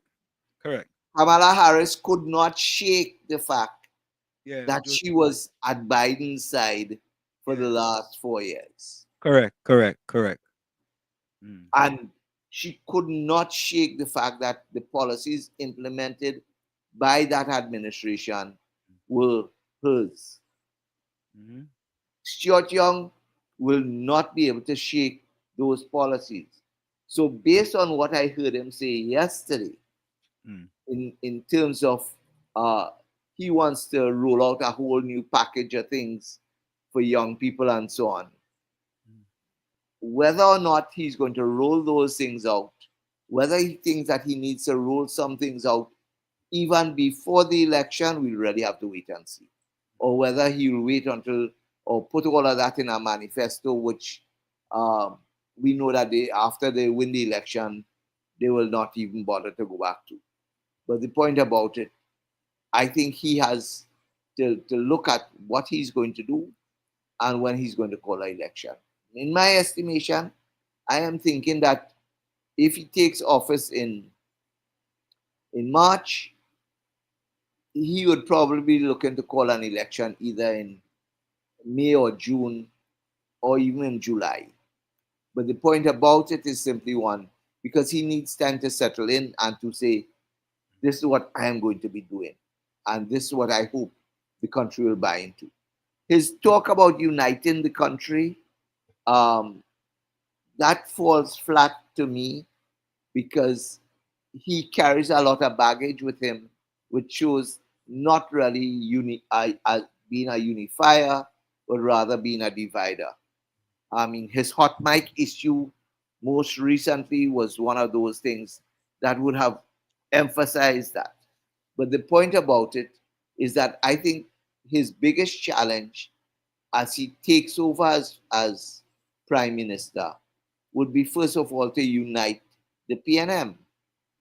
And that is why I think Keith Rowley is holding on there in the hope that he's the one who could bully the PNM people to continue to support Stuart Young. And of course, you know, the PNM people will want to support, will follow the actions and directions of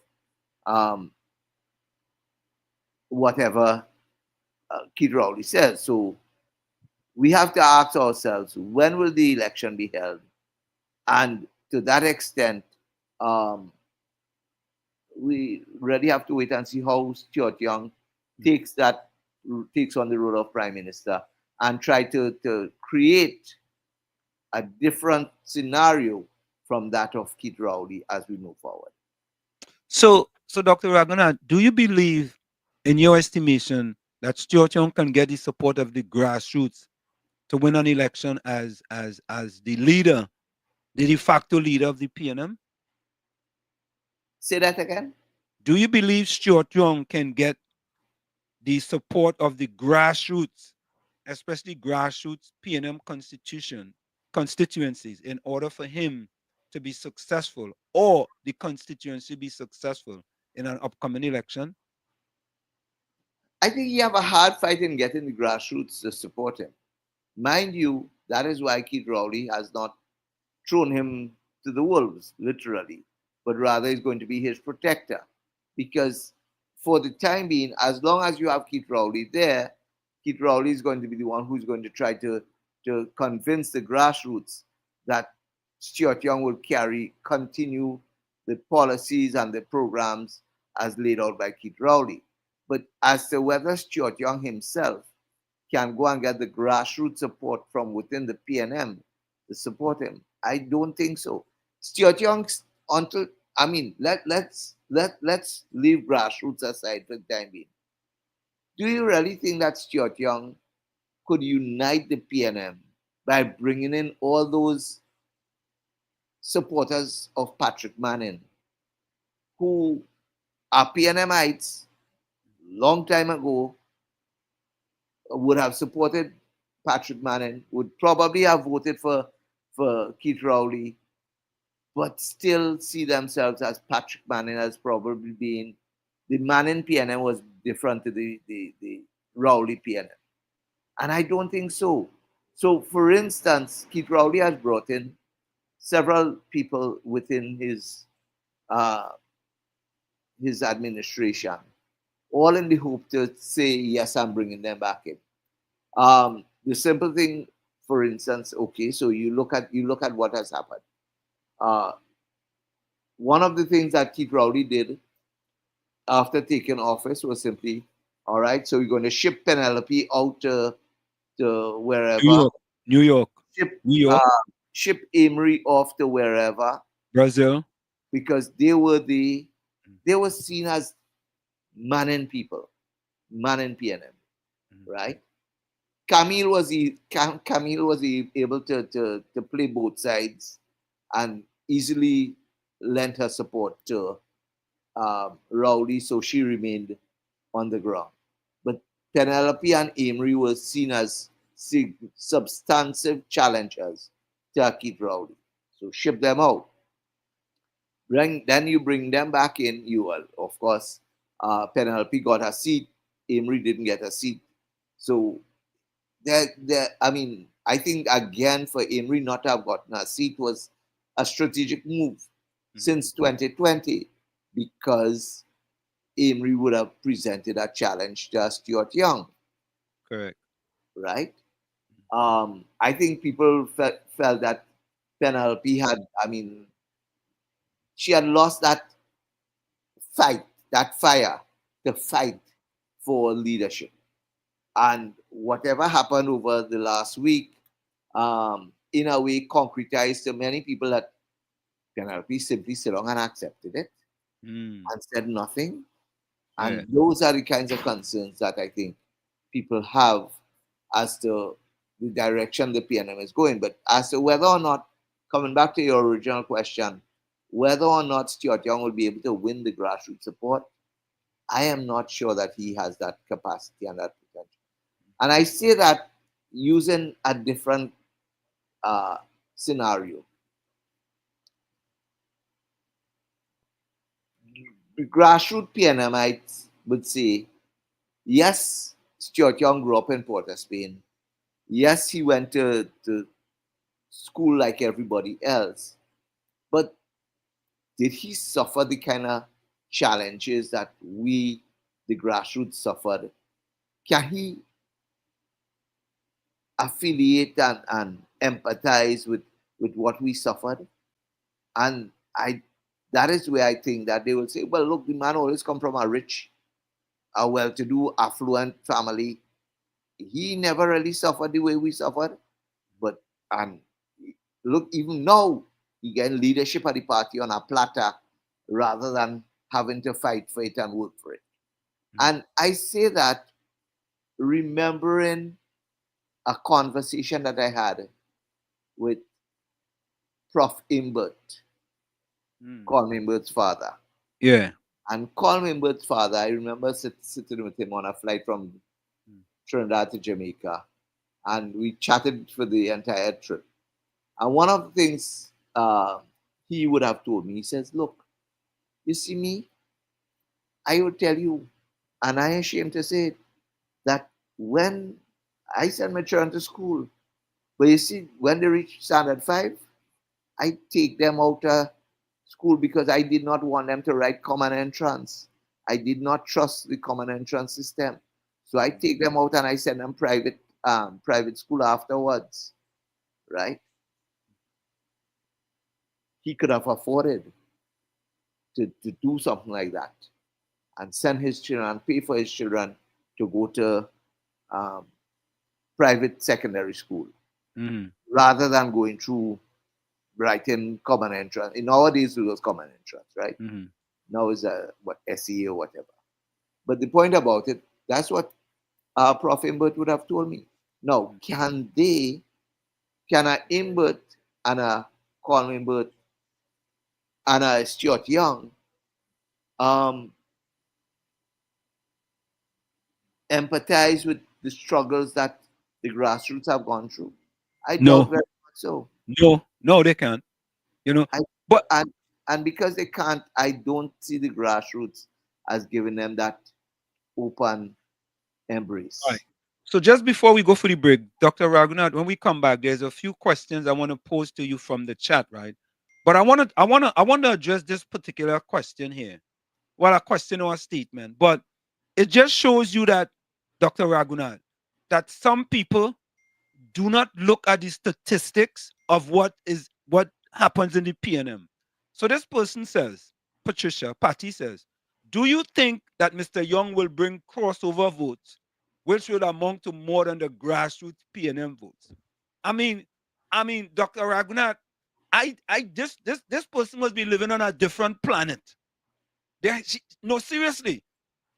And Dr. Ragoonath, this is not you now. This is me now. I'm giving statistics now. In 2021, 61% of the black voters voted for the PNM, right? 7% of Indians voted for the PNM, right? Which crossover vote she's talking about? Can you help me with that? Well, you see, this was one of the things that that came up for discussion last week. Okay. And when Stuart Young was named, immediately as Stuart Young was named, what did we hear? In fact, several people called me and asked me. So you know the West is completely in support of Stuart Young. Yeah. I said, yes. But who is the West? You're talking about Diego Martin, the 3 Diego Martin constituencies. That's the West, right? And they will support. I said, but aren't they already PNM? They're already PNM. and they're already PNM.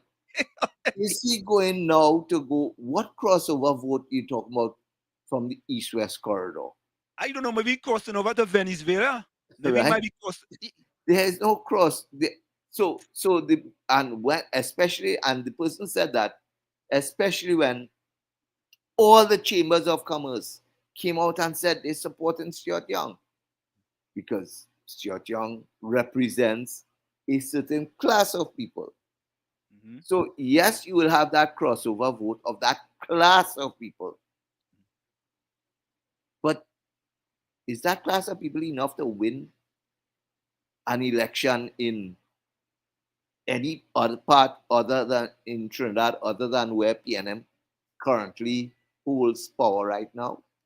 Yes, they will continue to win the whole West, probably Port of Spain, North and South, Port St. Anne's West, and we come down the corridor. But is there a sufficient number of business people in the Sawa, Barataria area who would cross over to the PNM? Now, immediately, we note that the PNM has already selected their candidate there, a prominent dentist, big person in the Islamic community, in the hope that that person could unseat the UNC in Sawa Barataria. But like I say, that person has to come and bring a certain amount of support. Now, question No, Dr. Ragoonath, hold that thought right there. We're going to go for a quick break. Hold that thought right there.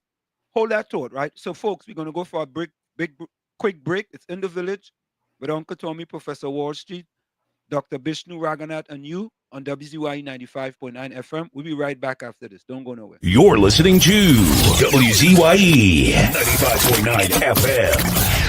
You are listening to WZYE 95.9 FM, the most influential name in Caribbean radio in the tri-state area. Broadcasting from East Orange, New Jersey, the most influential name in Caribbean radio, WZYE 95.9 FM. We're back with you. It's in the village with Uncle Tommy, Professor Wall Street, Dr. Bishnu Ragoonath, and you on WZYE 95.9 FM. Don't forget, share the live, WZYE 95.9 FM on Facebook and X. Let me just tell this person I'll call them back. Yes, WZYE 95.9 on Facebook and X. Subscribe. WZYE TV and YouTube. And you can reach us here at 973-868-1444.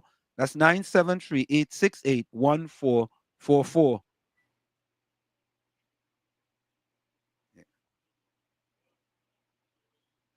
Also, 973-609-6509, 973-609-6509. And remember to share the live, please. So, Dr. Bishnu, I want you to continue with that thought with regard to the question you was going to say. I kind of lost my train of thought now. Yeah, I know. We were talking about grassroots, and somebody said that, Shorton can bring crossover votes. And some PNM people had called you and telling you about this crossover votes that Shorton could bring to the PNM. Well, like I say, he will bring the votes and he will probably consolidate the West. So when I say the West, I'm thinking all the Diego Martins and so on, who are already in support of the PNM. So I don't see whether, if he gets an additional 1,000 votes in those constituencies, fine. But is there a significant crossover vote, for instance, in a St. Augustine, where I live? I doubt very much so, right? And even if you get a 500 extra votes for Stuart Young per se, does that allow him to win? No, the simple answer. So we probably go back now to the marginal constituencies. The St. Joseph, the Samo Barataria, the Muruga Tablan, the Shoguanas East. Those are the four critical, and the San Fernando West, those are the 5 critical constituencies which the PNM would have lost. Well, in case of San Fernando West and St. Joseph, they would have won those seats by less than 1,000 votes. In St. Joseph, they would have won it by less than 1,000 votes. In San Fernando West, they would have won it by a little more than 1,000 votes. They would have lost Sama Barataria by about 800 and something votes. Caller, hold on. Yeah. Go ahead, Dr. Bishnu. Go ahead. Yeah. So they've lost Sama Barataria about 800 and something votes. They lost Muruga Tablan by, I think it's 600 or 700 votes. So those are the 2 constituencies. Remember I told you 20 plus probably 2 more. Those are the 2 constituencies that I'm thinking that the PNM would be targeted in the hope that they could pull whatever crossover votes you want to say that they could get. But bear this in mind. Excuse me. Bear this in mind. The same, these crossover voters, supposedly, are people who are neither UNC nor PNM, probably sitting on the fence. Wouldn't these people have also other options as we go into the elections?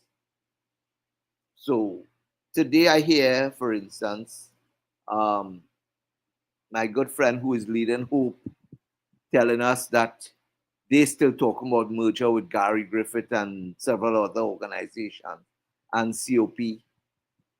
So the mere fact that they're talking about mergers and so on, they would be contesting some of these same seats. Are their supporters or people who are neither convinced that the PNM and the UNC can take us forward and who probably would have voted for a third party, are these people the crossover voters who the PNM people thinks would come across? I don't think so. They're probably thinking about them, but I don't think those people will come across to the PNM. So I don't know what extra votes Stuart Young will bring to the PNM as at this point in time. Let me give you one other piece of information. And I talk about the Moruga tableland. And of course, the PNM has been on a high ever since they went into that by-election in Moruga tableland, and they won that local government electoral district. And I say, and in fact, what they did in that district was that they won that seat with over 2,200 votes. When in the past, in a local government election, that seat, no party would have won with more than 1,500 votes. So how did they get 2,200 to win that by-election? And my information is that what the PNM did was they treated that by-election as a general election. Right. In fact, it showed that they brought out every vote that they could have brought out, which is good. But having brought out every vote that they could have brought out, we now know what's their limit, 2,200 in that electoral district. So let us use that as an example. There are no more votes other than that 2,200. Question is whether or not the UNC as well as the other third parties who will want to contest that election would be able to take back voters, or people will say, oh, look, Stuart Young, we are supporting we go and vote for somebody else, or better yet, we stay in home on election day. And one of the things that will come back to bedevil the PNM is that a lot of people who had a lot of PNM people who said that Rowley was not leading the party in the direction in which they wanted to go, and were actually thinking about staying home on election day rather than voting for the PNM again. Ask yourself the question, would those people be convinced to go back out and vote now for Stuart Young leading the party? Bear in mind that Stuart Young is the clone of Keith Rowley. Nope. And that's the problem. Yep. So Dr. Bishnu, I want to go to a few questions here. First question by Caribbean Soul. Dr. Bishnu, do you share the same sentiments on what Dr. Shane Mohammed said that PNM is well positioned now? So Dr. Shane was here, as you know, all the top political analysts in Trinidad that's come in the village, Dr. Bishnu, you know that. Not a problem. Right? So he's asking the question, do you share the same sentiments on what Dr. Shane Mohammed said that PNM is well positioned now? Well, I'm not sure what was Shane's position when he said PNM is well positioned. Well positioned for what? Well positioned to win? Well positioned to lose? Well, I mean, I think he's talking about well positioned to win. I think that. I don't share that position that the PNM is well positioned to win. Like I said when I started off the show this evening, I said, as at this point, I'm giving the PNM 20, right? I'm not yet giving them 22. I am yet to be convinced that they could win the 2 seats in Tobago. as well as they could win additional seats in Trinidad. And the only way they could be well positioned is if they could pick up additional seats in Trinidad if they can't win the seats in Tobago. So I don't share the view that they are that well positioned to go in for us to come back out with that 21-20. Yes, that is a possibility. But when I hear the word well positioned, I would think you're going in there with a clear majority, and I don't see it. Okay, next one says that PNM Fox says the Prime Minister said, contrary to the view being advanced by some persons, the PNM traditionally has not held internal party elections in any year of a general election. I think we covered that already. Right. Right. Even though that's his view, it is not part of the Constitution. It is a tradition. It is not a article in the convention. Yeah. So unless you go bully the General Council for them not to call it, they could call an internal election if necessary in the year of a general election. And I hear you on that, but therein is a question. I don't know whether you would have seen the news there on Saturday, I think it was. When on Friday when I gave an interview to the news, I said the telephone lines from the PNM would be burning up. Yeah. Because the PNM has to make sure that when they go to General Council, General Council does not erupt into any uproar. When you listen to what has been said at General Council, I mean, Stuart Young and Foster Cummins came out and said it afterwards. They said no motions were moved.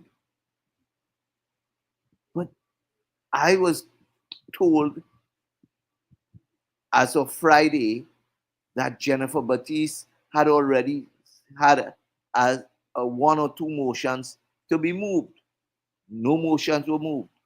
The three Arima constituency who came there, haven't been told by their constituency executive what their position was, and they were supposed to go there and support Penelope Beckles, and they went there and said nothing. Immediately, I feel that clearly the term you're using, the B term you're using, was used across the board because who's General Council? General Council, I mean, everybody know who were the members who were going to General Council. If you look, I mean, when you understand, General Council is not the elected members of parliament or the elected councillors, you know. General Council is made up of three delegates from each constituency. When you consider that we have 41 constituencies in Trinidad, that's 123 people. Go ahead, Dr. Bishnu. And then General Council is made up of the executive, the elected executive, right? So that, and the elected executive is only what? 15 or so other people. So those are the people who have voting rights in General Council. And so it was not hard for the Prime Minister to call each and every one, the 123 representatives from the various constituencies, and tell them, all they don't come here and make no bacchanal, you know, because all they got to deal with me. And all of them shut up. Even Jennifer Batiste came out of General Council. I listened to that interview Saturday night, and we going forward. She got a Novocaine injection. Whatever. Kola, what's your question for Dr. Bishnu? Yeah, good night. Good night, Mr. Bishnu Ragoonath. Good night, Mr. Anthony. Good night, Mr. Tommy and Tori Colas. So, the doc, I have a question to ask you. You know, Trump is unpredictable, right?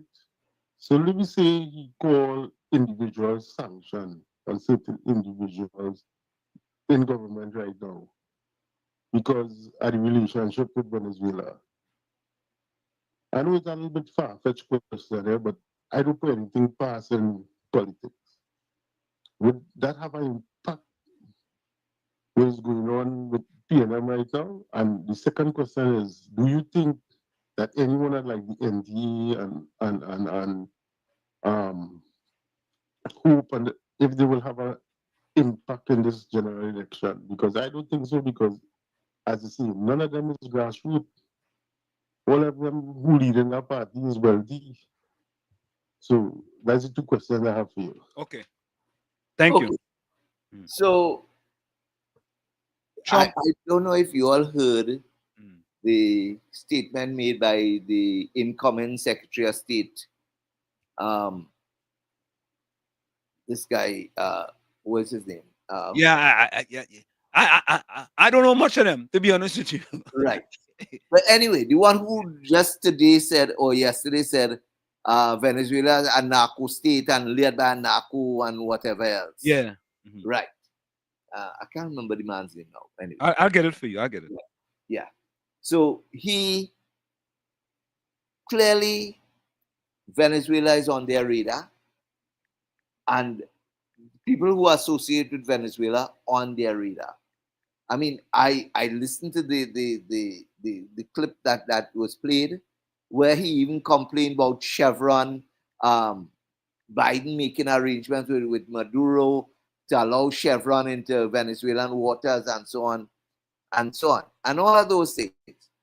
But clearly, they are already on focus. Venezuela is on their radar, and they have to deal with Venezuela.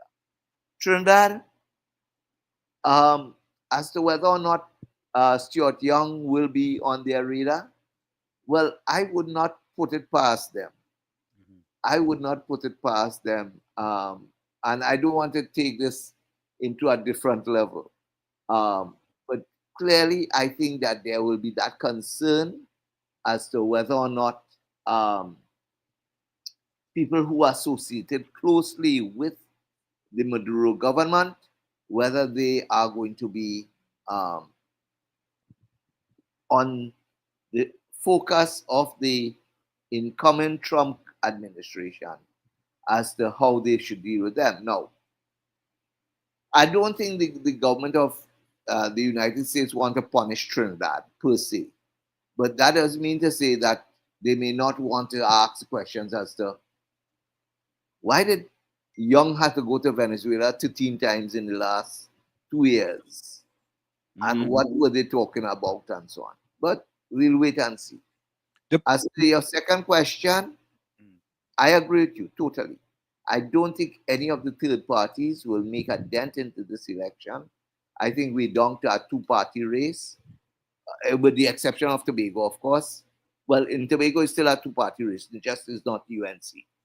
But the point about it, none of the other third parties, I think, will make any kind of impact on this election. And I think people will treat them as simply attempting to be spoilers, but they will not be getting very far.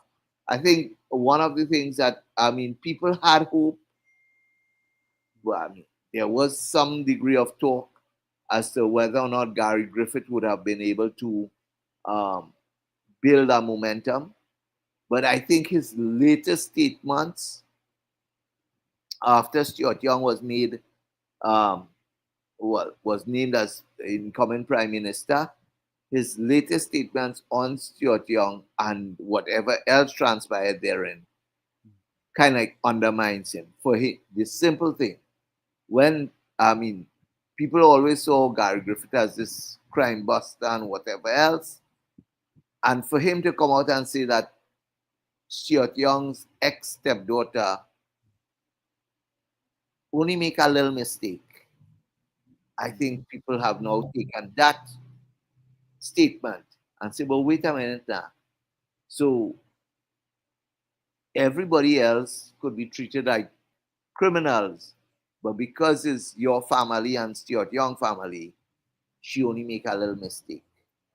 and we can't punish her for that forever. I mean, when I say that, I mean, I don't know if there was, in fact, apart from the time she was arrested and charged, you know, there was another time when she was kidnapped. Yeah, I hear about that. And you know, one of the things that when she was kidnapped, you know what they asked for as ransom? Money plus marijuana. Yeah. So that means she was always involved in drugs, right? Because if when she was first time kidnapped, they asked for marijuana, that was one thing. Then when she was charged, they get her with cocaine and whatever else. She was involved in the drugs. And now for Gary Griffith to come out and say, she only make a mistake. But yet still, any other person who make a mistake is a cockroach. Dr. Bishnu, they'll come after you tomorrow, you know. You know that just come. Hey, it is always come after me. Tomorrow they're going to make videos about Dr. Bishnu Ragoonath talking about, you know, these things on this show and thing. But Dr. Bishnu, Patty's asking this question. What is your view on the 8 people chosen so far by the UNC? To be honest with you, I don't know them. Well, I mean, except for the ones who are already in public life. That is like Saddam Hussein. We told that he was going to fight the Islamabad area. Hold on. And the girl from Shogunas East. The others. How about the principal? The principal. Okay. No, what I'm saying is I don't know them personally. Okay, all right. All right. What I do, however, from my inquiries over the last few weeks, last 2 or 3 weeks, was telling me that simply that, for instance, the guy who they chose in Sawa, the Divesh Maharaj, has been able to do to mobilize the business community, or at least the business representatives from within that constituency. And I'm told that he has, for instance, gone back and started working with people like Carlos John and others who know the constituency. That's as much as I know. The guy from San Fernando, the principal, excuse me, I don't know him personally, but I do believe that he has the capacity to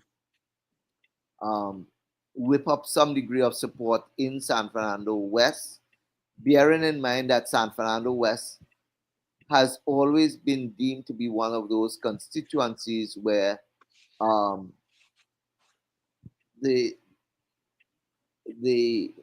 you're looking at things like religion and so on. I mean, he was principal at Naparima College. That means big time Presbyterian and so on. And San Fernando has a good the Presbyterian following and so forth. So I think that he will most likely be able to provide a significant challenge to Faris Alwari.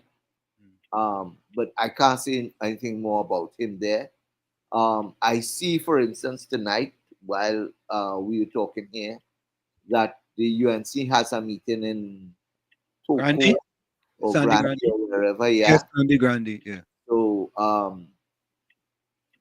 and so they're going to be working, I suppose they're going to be working and start their campaigning in full-fledged as we move beyond Carnival. But the point about it, they have started the work. So I can't say much about them, but what I could say is, again, like I've said earlier, I think the real fight is for those 5 constituencies that we talked about, that I mentioned earlier.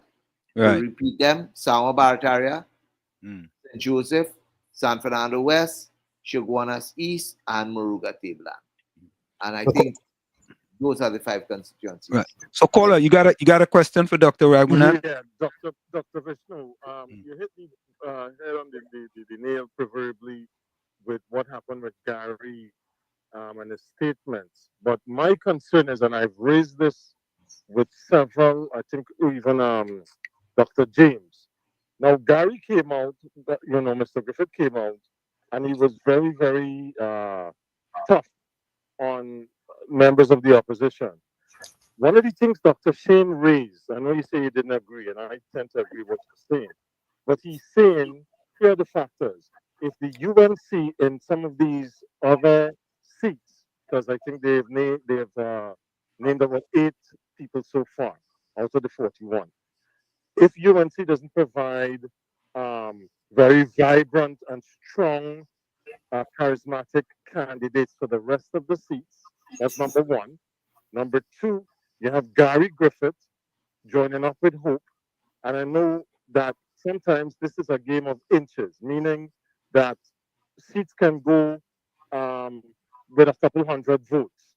If that happens, plus if, for example, PDP, I asked Dr. James about that with Watson Duke, can split some of these votes. If those 3 things happen, do you think that the UNC will have greater difficulty in because it's to me it seems like it's for the UNC to win, but given these things where you could have that vote ticket split into some extent, do you think that PNM will still have a greater chance of possibly winning those 2 extra seats that you were talking about? All right, let him answer. Let him answer. Okay? Yeah. Thank you. Sure.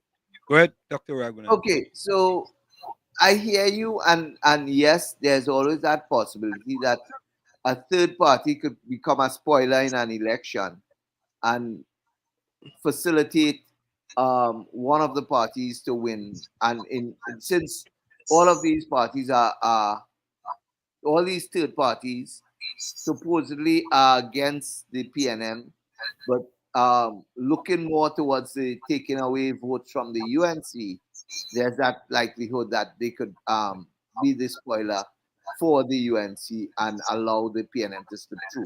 So yes, that is always a possibility. As at this point in time, and you see, like I said earlier, a day in politics is like a lifetime. I can't say for a fact that Timothy Hamel-Smith and Hope could really pull any significant number of votes. Gary Griffith would have been able to pull some degree of support, but I think one of the things that you will have to look at, there was always a hope as to whether or not Gary Griffith would have at one point in time teamed back up with the UNC. I don't think that is now a possibility because he has gone off on a tangent, attacking the UNC at every opportunity. So I don't think the UNC will back down on him. So he remains probably the biggest thorn in the side of the UNC in winning the election. But you see, like I said, politicians must know how they speak. So let's go back to Gary Griffith. Gary Griffith immediately on Stuart Young being named as the incoming prime minister after Keith Rowley resigns, went out there and applauded Young and said that he's a good man and everything else. Now, of course, the UNC's argument to that is simply, well, look, Gary looking back to see whether or not, as soon as Rowley go, Young will give him back an appointment in some security agency. And that is the narrative that the UNC is now going to pick up, which is going to work against Gary Griffith. Because once you come out and you give so much praise and credit to Stuart Young, are you really against the PNM, or are you just simply looking for a position within the PNM? And that, I think, is the where we now have to look and see how we go from here, and to what extent now these simple statements that Gary Griffith would have made.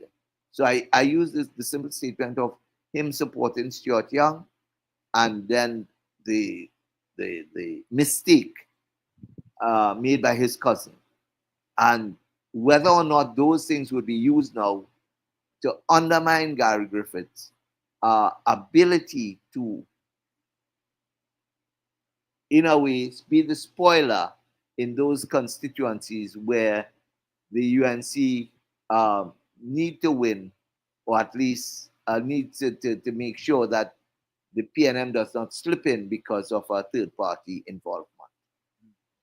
So you think what Gary Griffith said could have an effect on the NTA going forward? It will be used in the campaign. I have no doubt about that.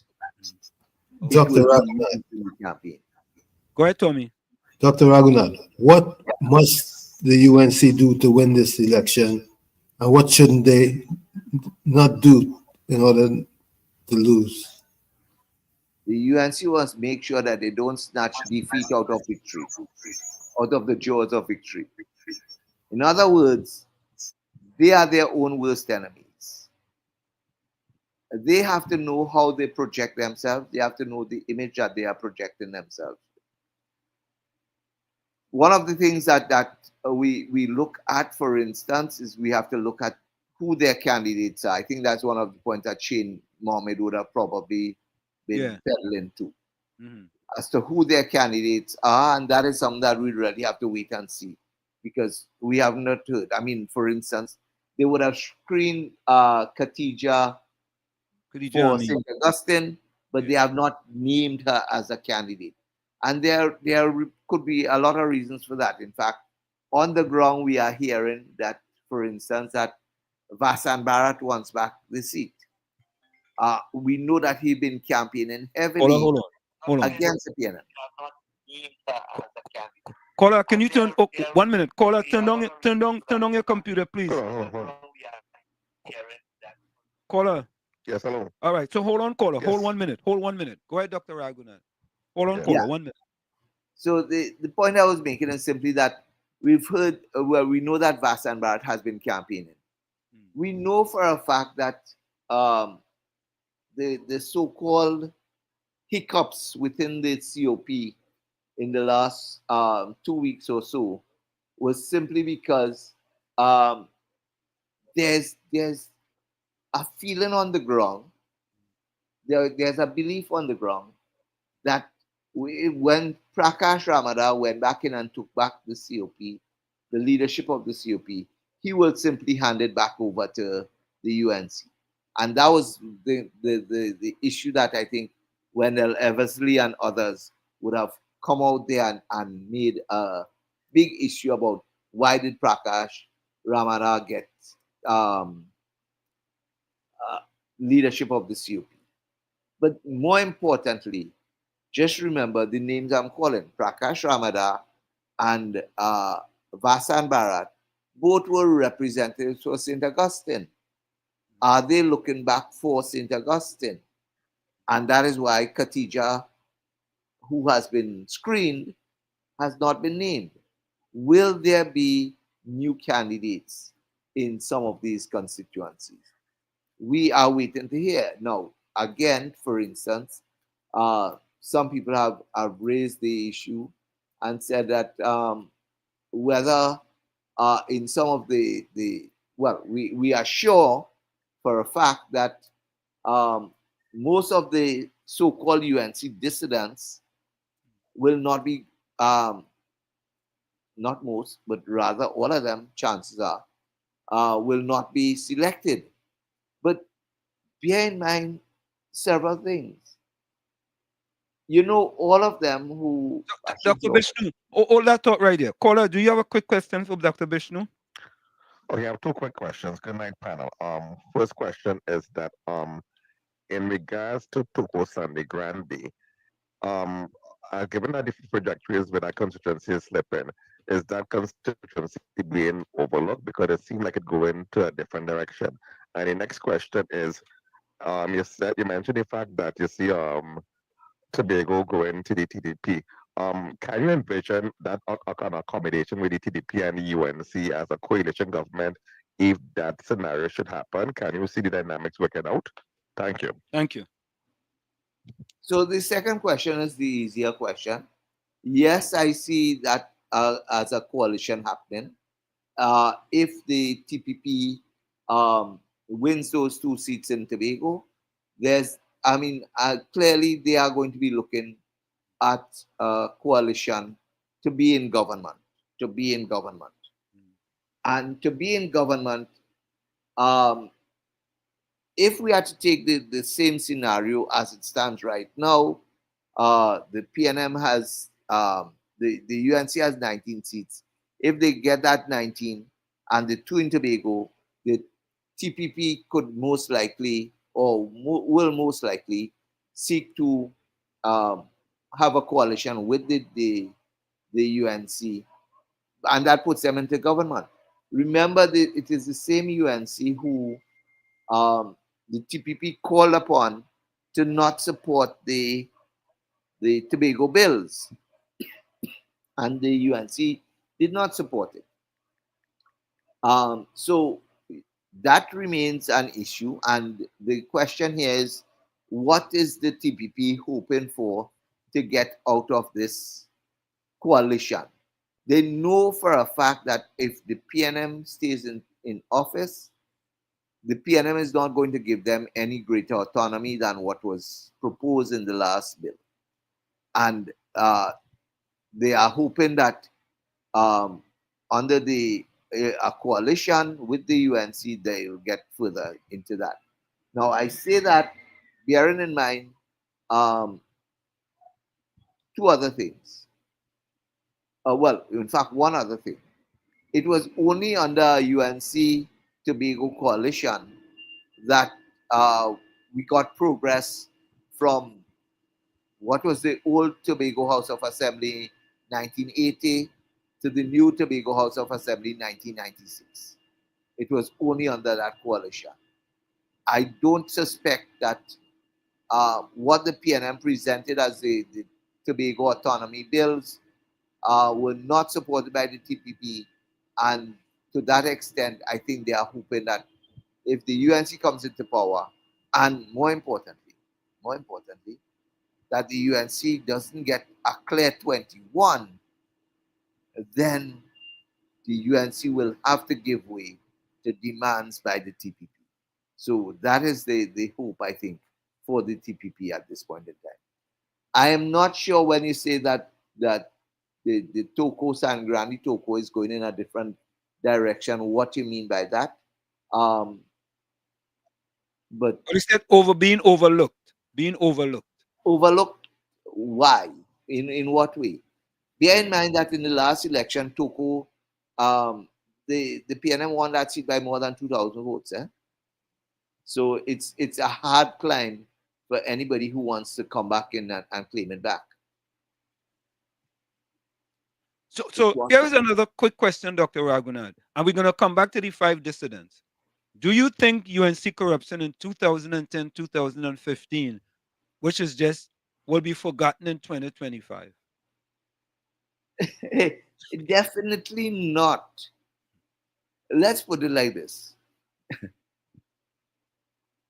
Stuart Young attempted, I think it was just 2 weeks ago or 3 weeks ago, when the figures for NGC was published, and NGC came up with a loss, and Stuart Young blamed it on the UNC, which was in power in 2015, and said that it was because something they negotiated in 2014.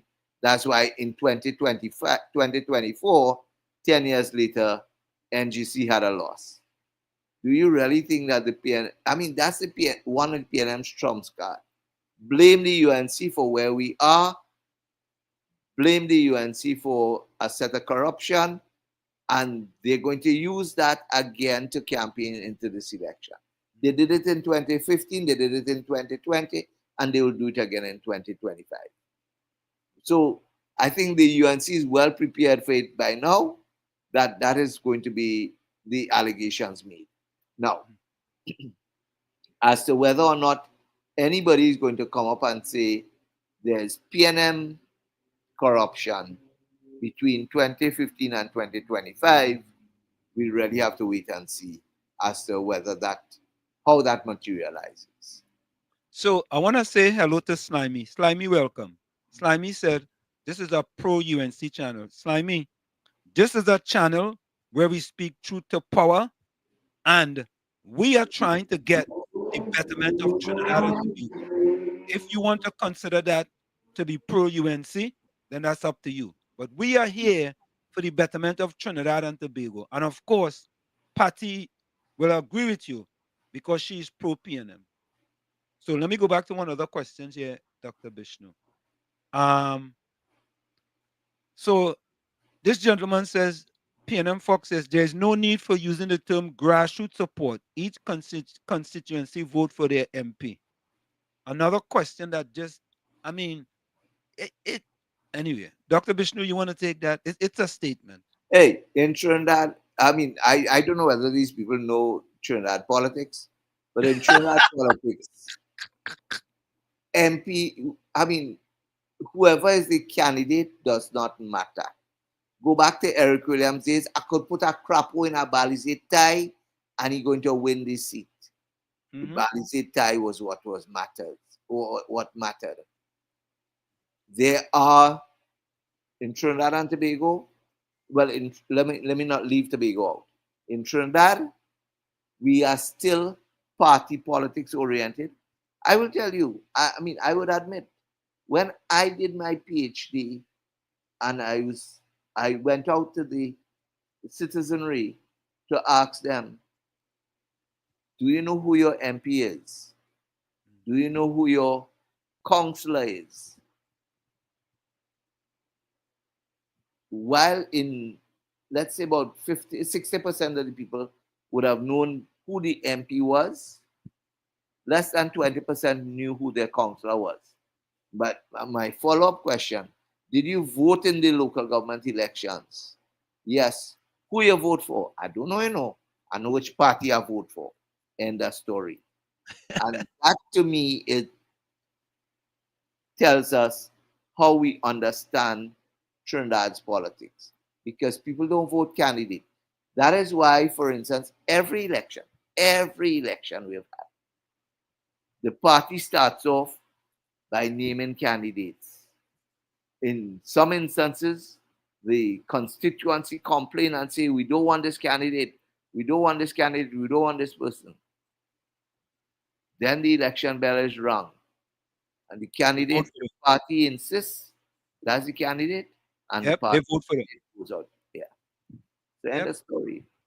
Yep. So and you know what is sad, Dr. Bishnu, is that most of the people who are making these type of statements are supporters of the PNM. I heard a fella says he don't care if they put a crapo.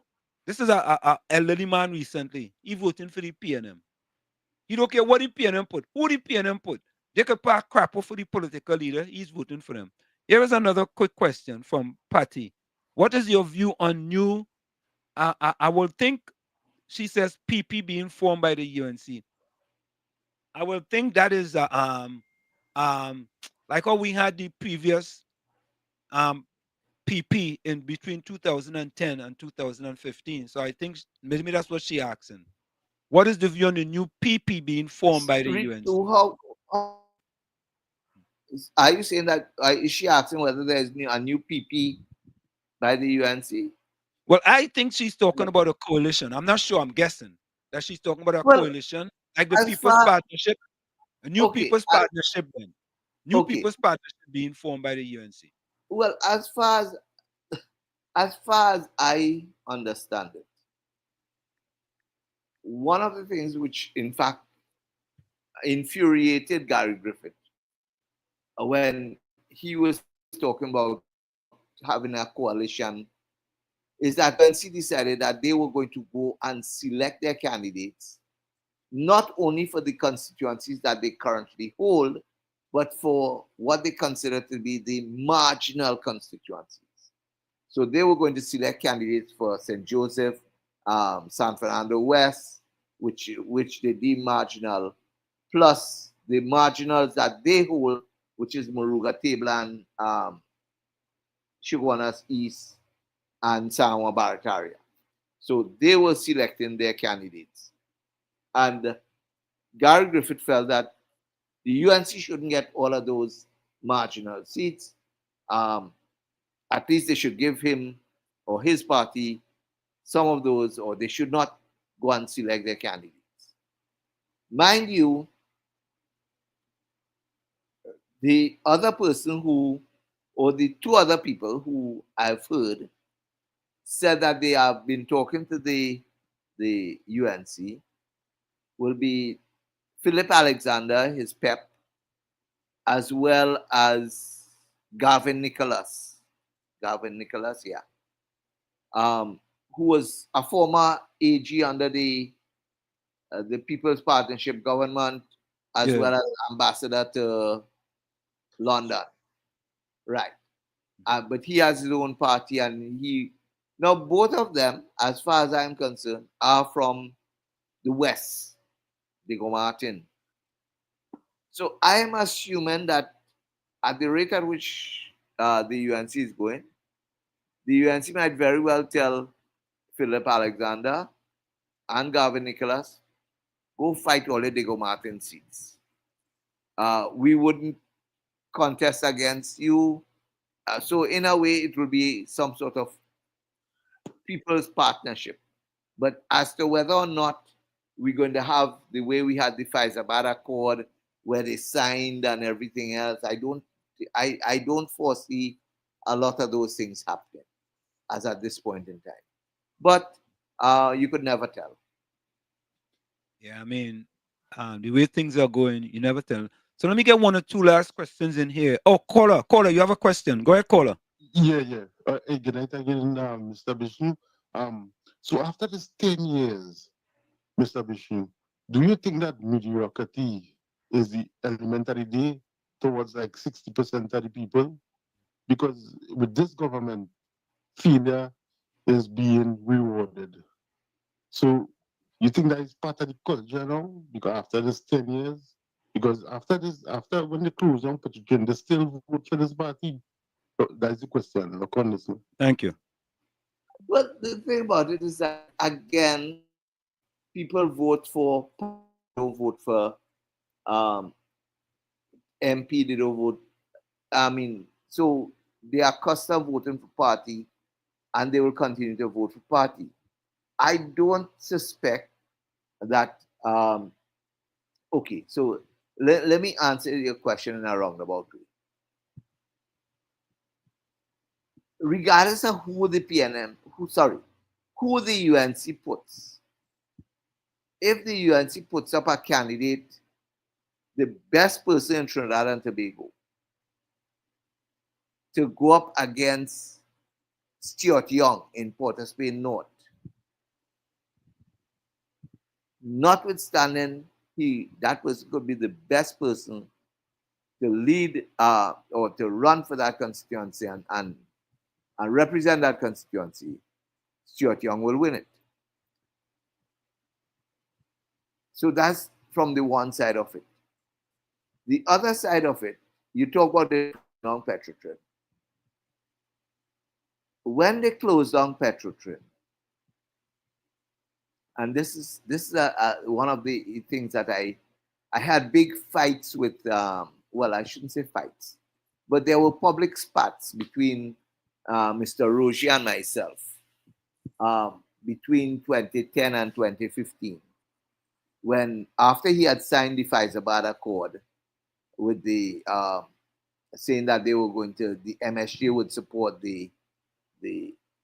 will be part and parcel of the People's Partnership. And then, of course, they came and they pulled out of the People's Partnership. And I said to them, well, you all could pull out, because really and truly, you all brought nothing to the table. And of course, Mr. Roger had big spats with me on how I could say they brought nothing. And I said, for the simple reason that you will speak as leader of the OWTU, but you don't command the voting patterns of OWTU people. Because in 2015, you campaigned hard against the UNC.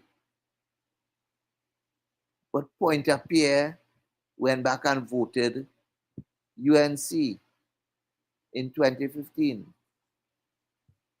So even though you were campaigning against the UNC, what did your membership do? They voted for the party that they wanted. So I don't think that regardless of how you look at it, people will vote for whichever party they want to vote for. If you come back, between 2015 and 2025, the host of this program talked about UNC corruption 2010, 2015. But I can tell you that there was significant levels of corruption between 2015 and 2025. Correct. And corruption is still going on today. And I will go one step further and say that it is my personal belief that the PNM in the last 10 years was much more corrupt than the UNC in the 2010, 2015. But the corruption was nicely done so that it is hard to track. Okay? I will say that, but the point about it, I cannot prove it. And so without that, without the proof, nobody could say anything. But the point about it here is simply one. It says, whether there's corruption or not, people don't care whether the party corrupt, They care about whether the party in government. Now, so let me throw one other spanner in the wheel. Yeah. So, I'm some people have literally asked me this question, and I'm going to raise the question. Not that I agree with it, not that I disagree with it. We talk race politics in Trinidad, right? Yes. There's no getting away from that. Correct. When we talk about race politics in Trinidad, what is the one thing that the PNM supporters had? What is the one thing they what? They had. The PNM supporters always boasted that they had. I really don't know. They boasted they had political power. Okay. The 1%ers had economic power. Right. The Indians had the power of land and business and so on. Who had political power? The Afro community. Yes.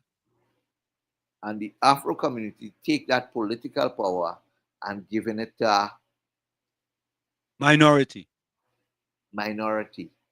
Yeah. You really think people will simply, it brings me back to when in 2015, I think it is, or 2016, when Shamfa Kojo stood up in Parliament and say, we in charge now.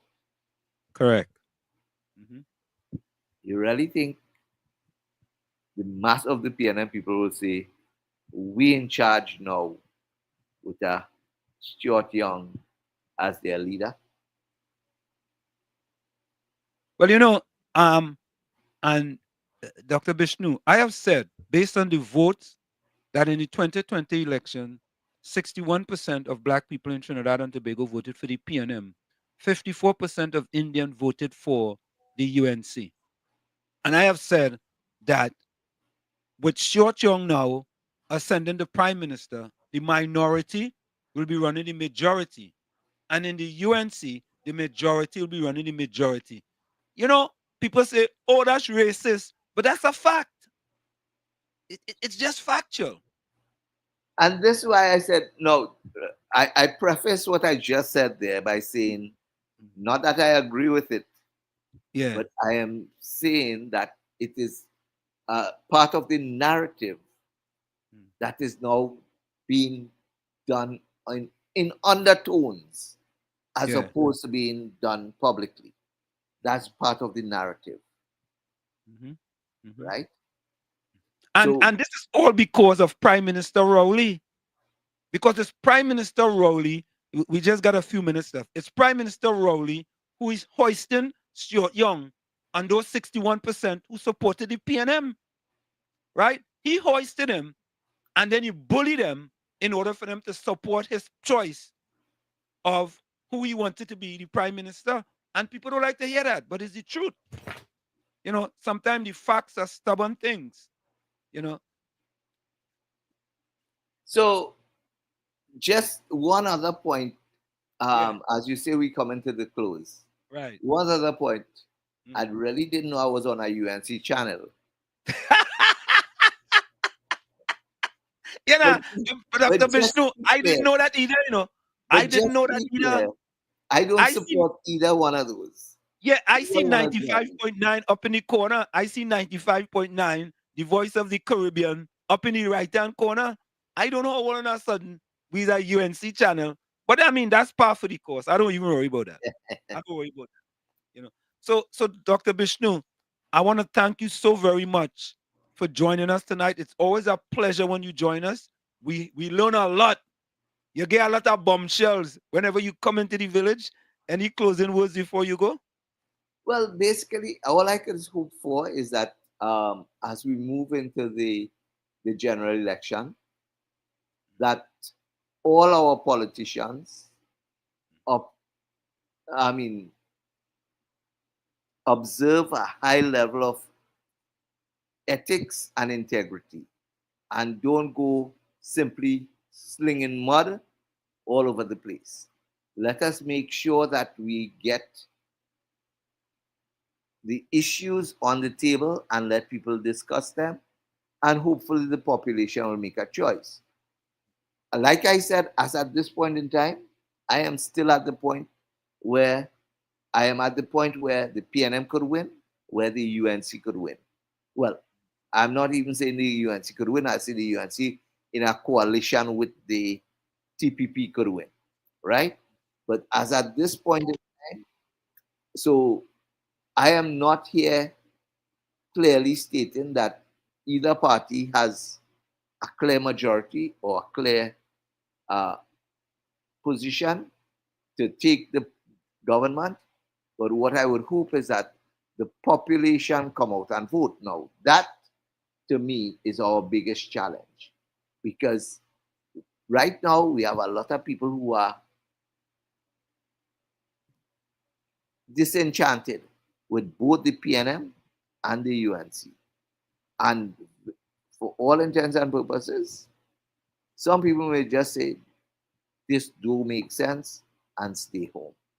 I am not yet sure. Stuart Young talks about it, about the young people, the young people, the young people. I don't know whether it was a pun on his name, but rather. But the point about it, he talks about the young people. But I don't think any one of those two parties doing anything to really attract young people to the extent that to get young people involved and thinking forward. In fact, my own perspective is simply young people are looking to run.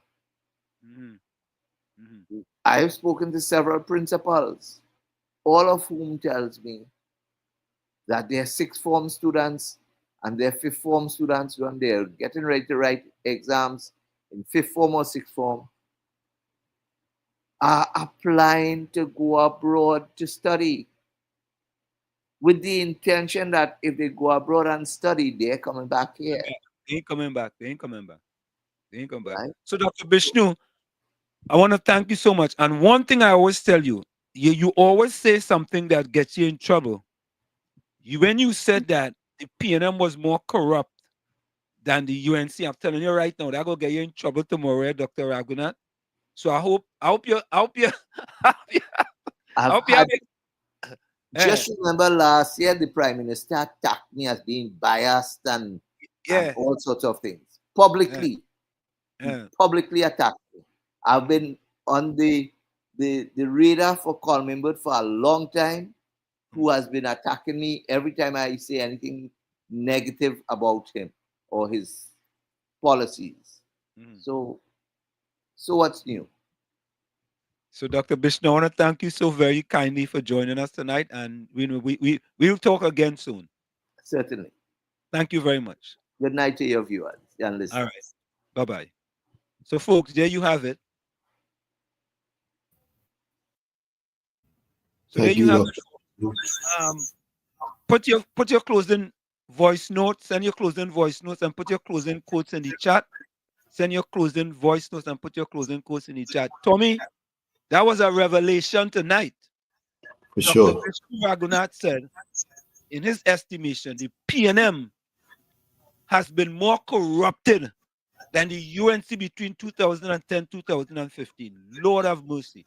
We're going to go for a break. We'll be right back. Don't go nowhere. You're listening to WZYE 95.9 FM. You are listening to WZYE 95.9 FM, the most influential name in Caribbean radio in the tri-state area. Broadcasting from East Orange, New Jersey, the most influential name in Caribbean radio. WZYE 95.9 FM. We are back with you. It's In the Village with Uncle Tommy, Professor Washington, you on WZYE. We just have one or two voice notes we're going to play before we go. Dr. Ragoonath, good night. I know you have your position in terms of you seeing 20 seats for the PNM, but for a while now, I've been looking at the Tocos and the Grande seat and looking at the direction and the projection that seat is going. I know it's not a marginal seat, but don't you see that seat have a potential of flipping in the next general election? All right, so JB did get that question in. Let me see if I have a next voice note here. I think I have one here, you know. Oh, you know what? Fish Stick had sent us. Stuart Young visited Venezuela 13 times. Caribbean Soul had sent us that Stuart Young visited Venezuela 13 times. Boy, that's a lot, boy. The American government won that, boy. Here's this fella. Let me see how long this is. Good evening. The panel inside and the panel outside.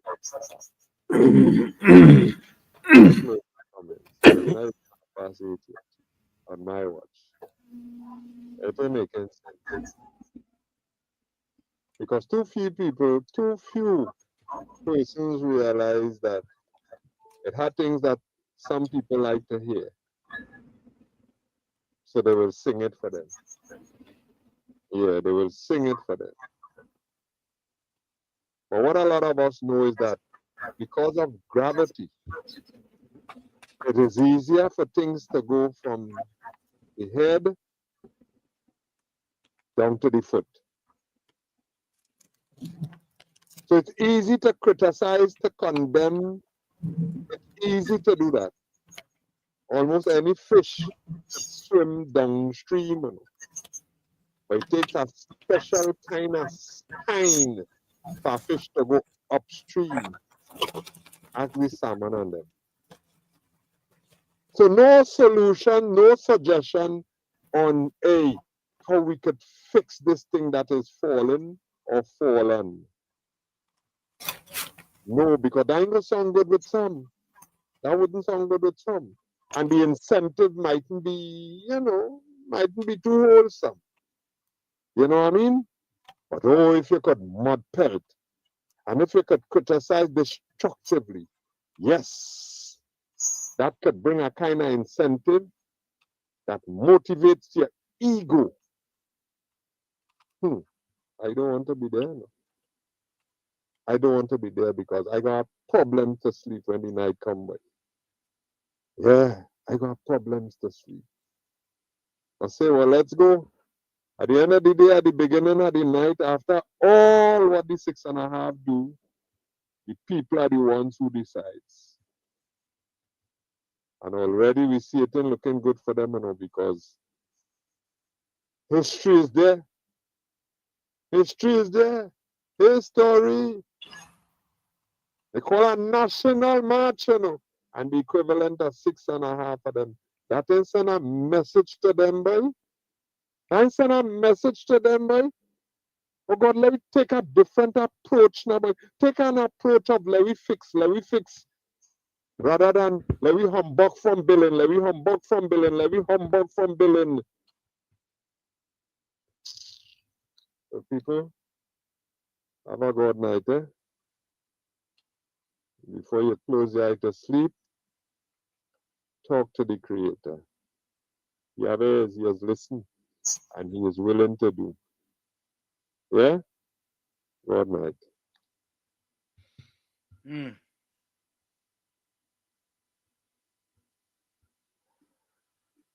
Good night, Mr. Anselm. Good night, Mr. Tommy. Good blessings to your family. Blessings to all the callers, all the texters, everybody alive. Blessings to you all. Blessings to the doctor.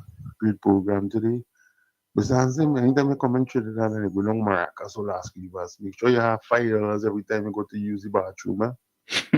My God, Trinidad is not the same. Good night, people, and be safe. So my closing quote, or maybe had some bombshell tonight, boy. Bombshell. Oh my God. PNM people will be upset tomorrow, boy. He's upset, they're upset tomorrow. Dr. Bishnu Ragoonath, boy. Good morning, God. Today is Thursday, Father, January 16th, and I place this beautiful day in your loving hands. Lord, I thank you for another precious opportunity to live and feel your comforting presence. May this day be filled with peace, love, countless blessings, and moments that remind us of your endless grace. Guide my steps, Father, so that I make wise decisions and speak words that bring comfort, healing, and hope. Go before me, Lord, and remove every obstacle that tries to hinder my journey. Strengthen those who feel weak, renew our faith, and shine your radiant light on every path we take. May I be an instrument of your goodness, spreading your love and compassion wherever I go. Thank you for your eternal promises, which never fail, and for the assurance that you are always faithfully with me. May this Thursday overflow with miracles, divine peace, and your presence in every single moment. I trust fully in you, Lord, and I place everything in your perfect hands. May this be a truly blessed day. Amen. Good morning, God.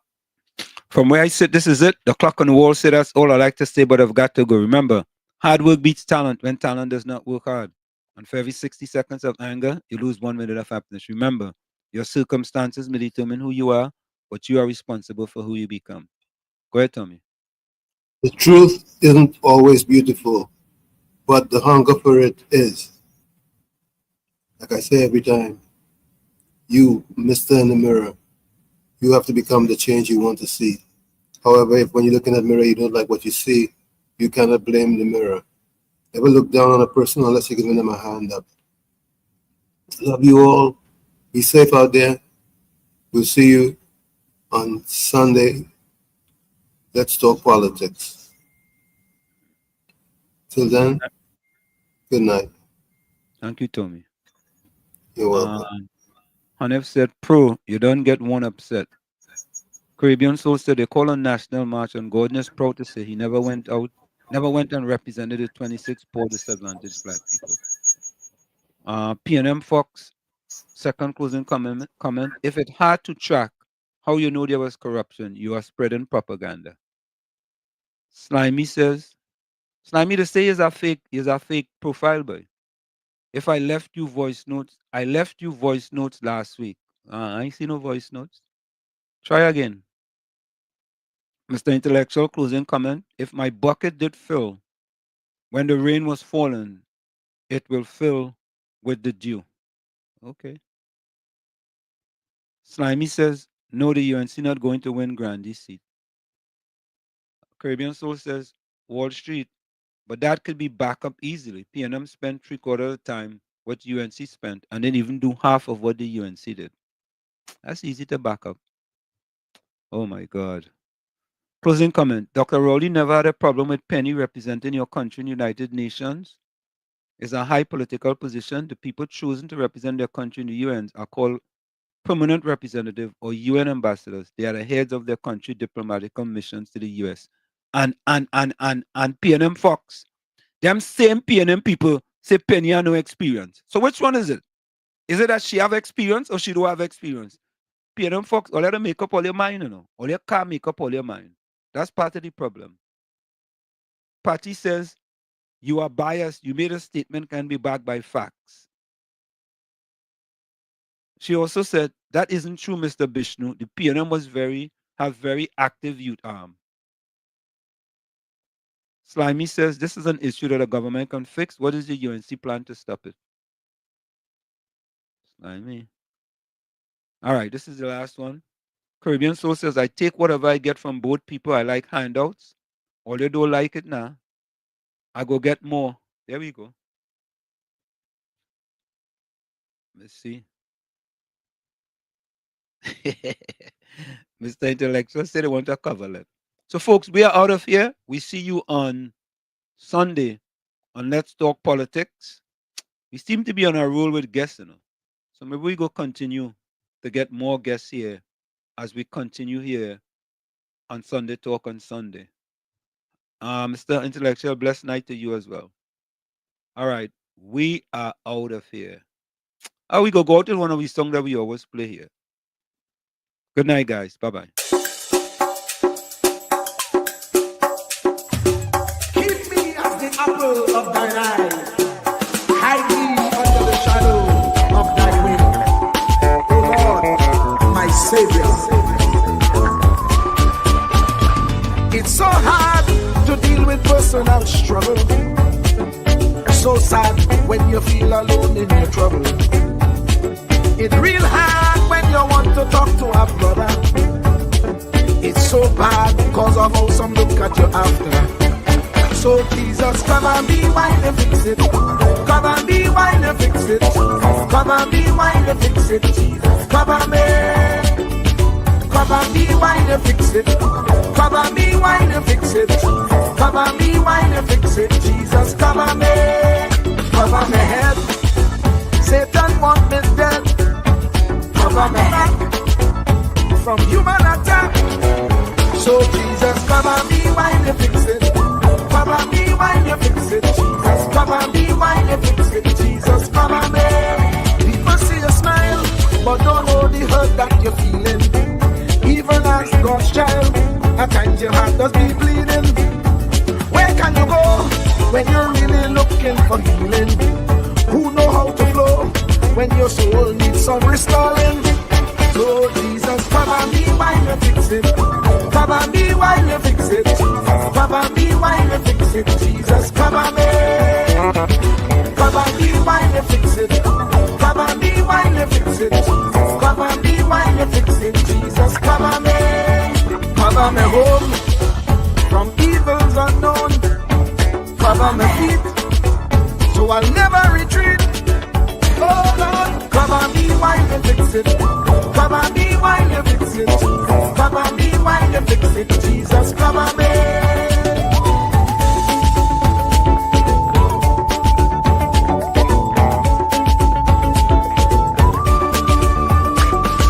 Cover my brother, cover my sister, them who under pressure. Cover the preacher, every church worker, the young believer. Cover the worship leader and intercessor, every gospel minister. Cover. Jesus alone is the one who has the real answer. The one on the throne is the true and loving Father. He will hold your hand and keep you from going under. He will make you stand and let you know he's a fixer. Cover me while you fix it. Cover me while you fix it. Jesus, cover me while you fix it. Jesus, cover me. Cover me while you fix it. Cover me while you fix it. Cover me while you fix it. Jesus, cover me. Cover my mind. You know the struggle sometimes. Cover me mouth, that the wrong thing wouldn't come out. Oh Lord, cover me while you fix it. Cover me while you fix it. Cover me while you fix it. Jesus, cover me. Cover the Christian in the midst of aggression with the power of your right hand. Jesus, cover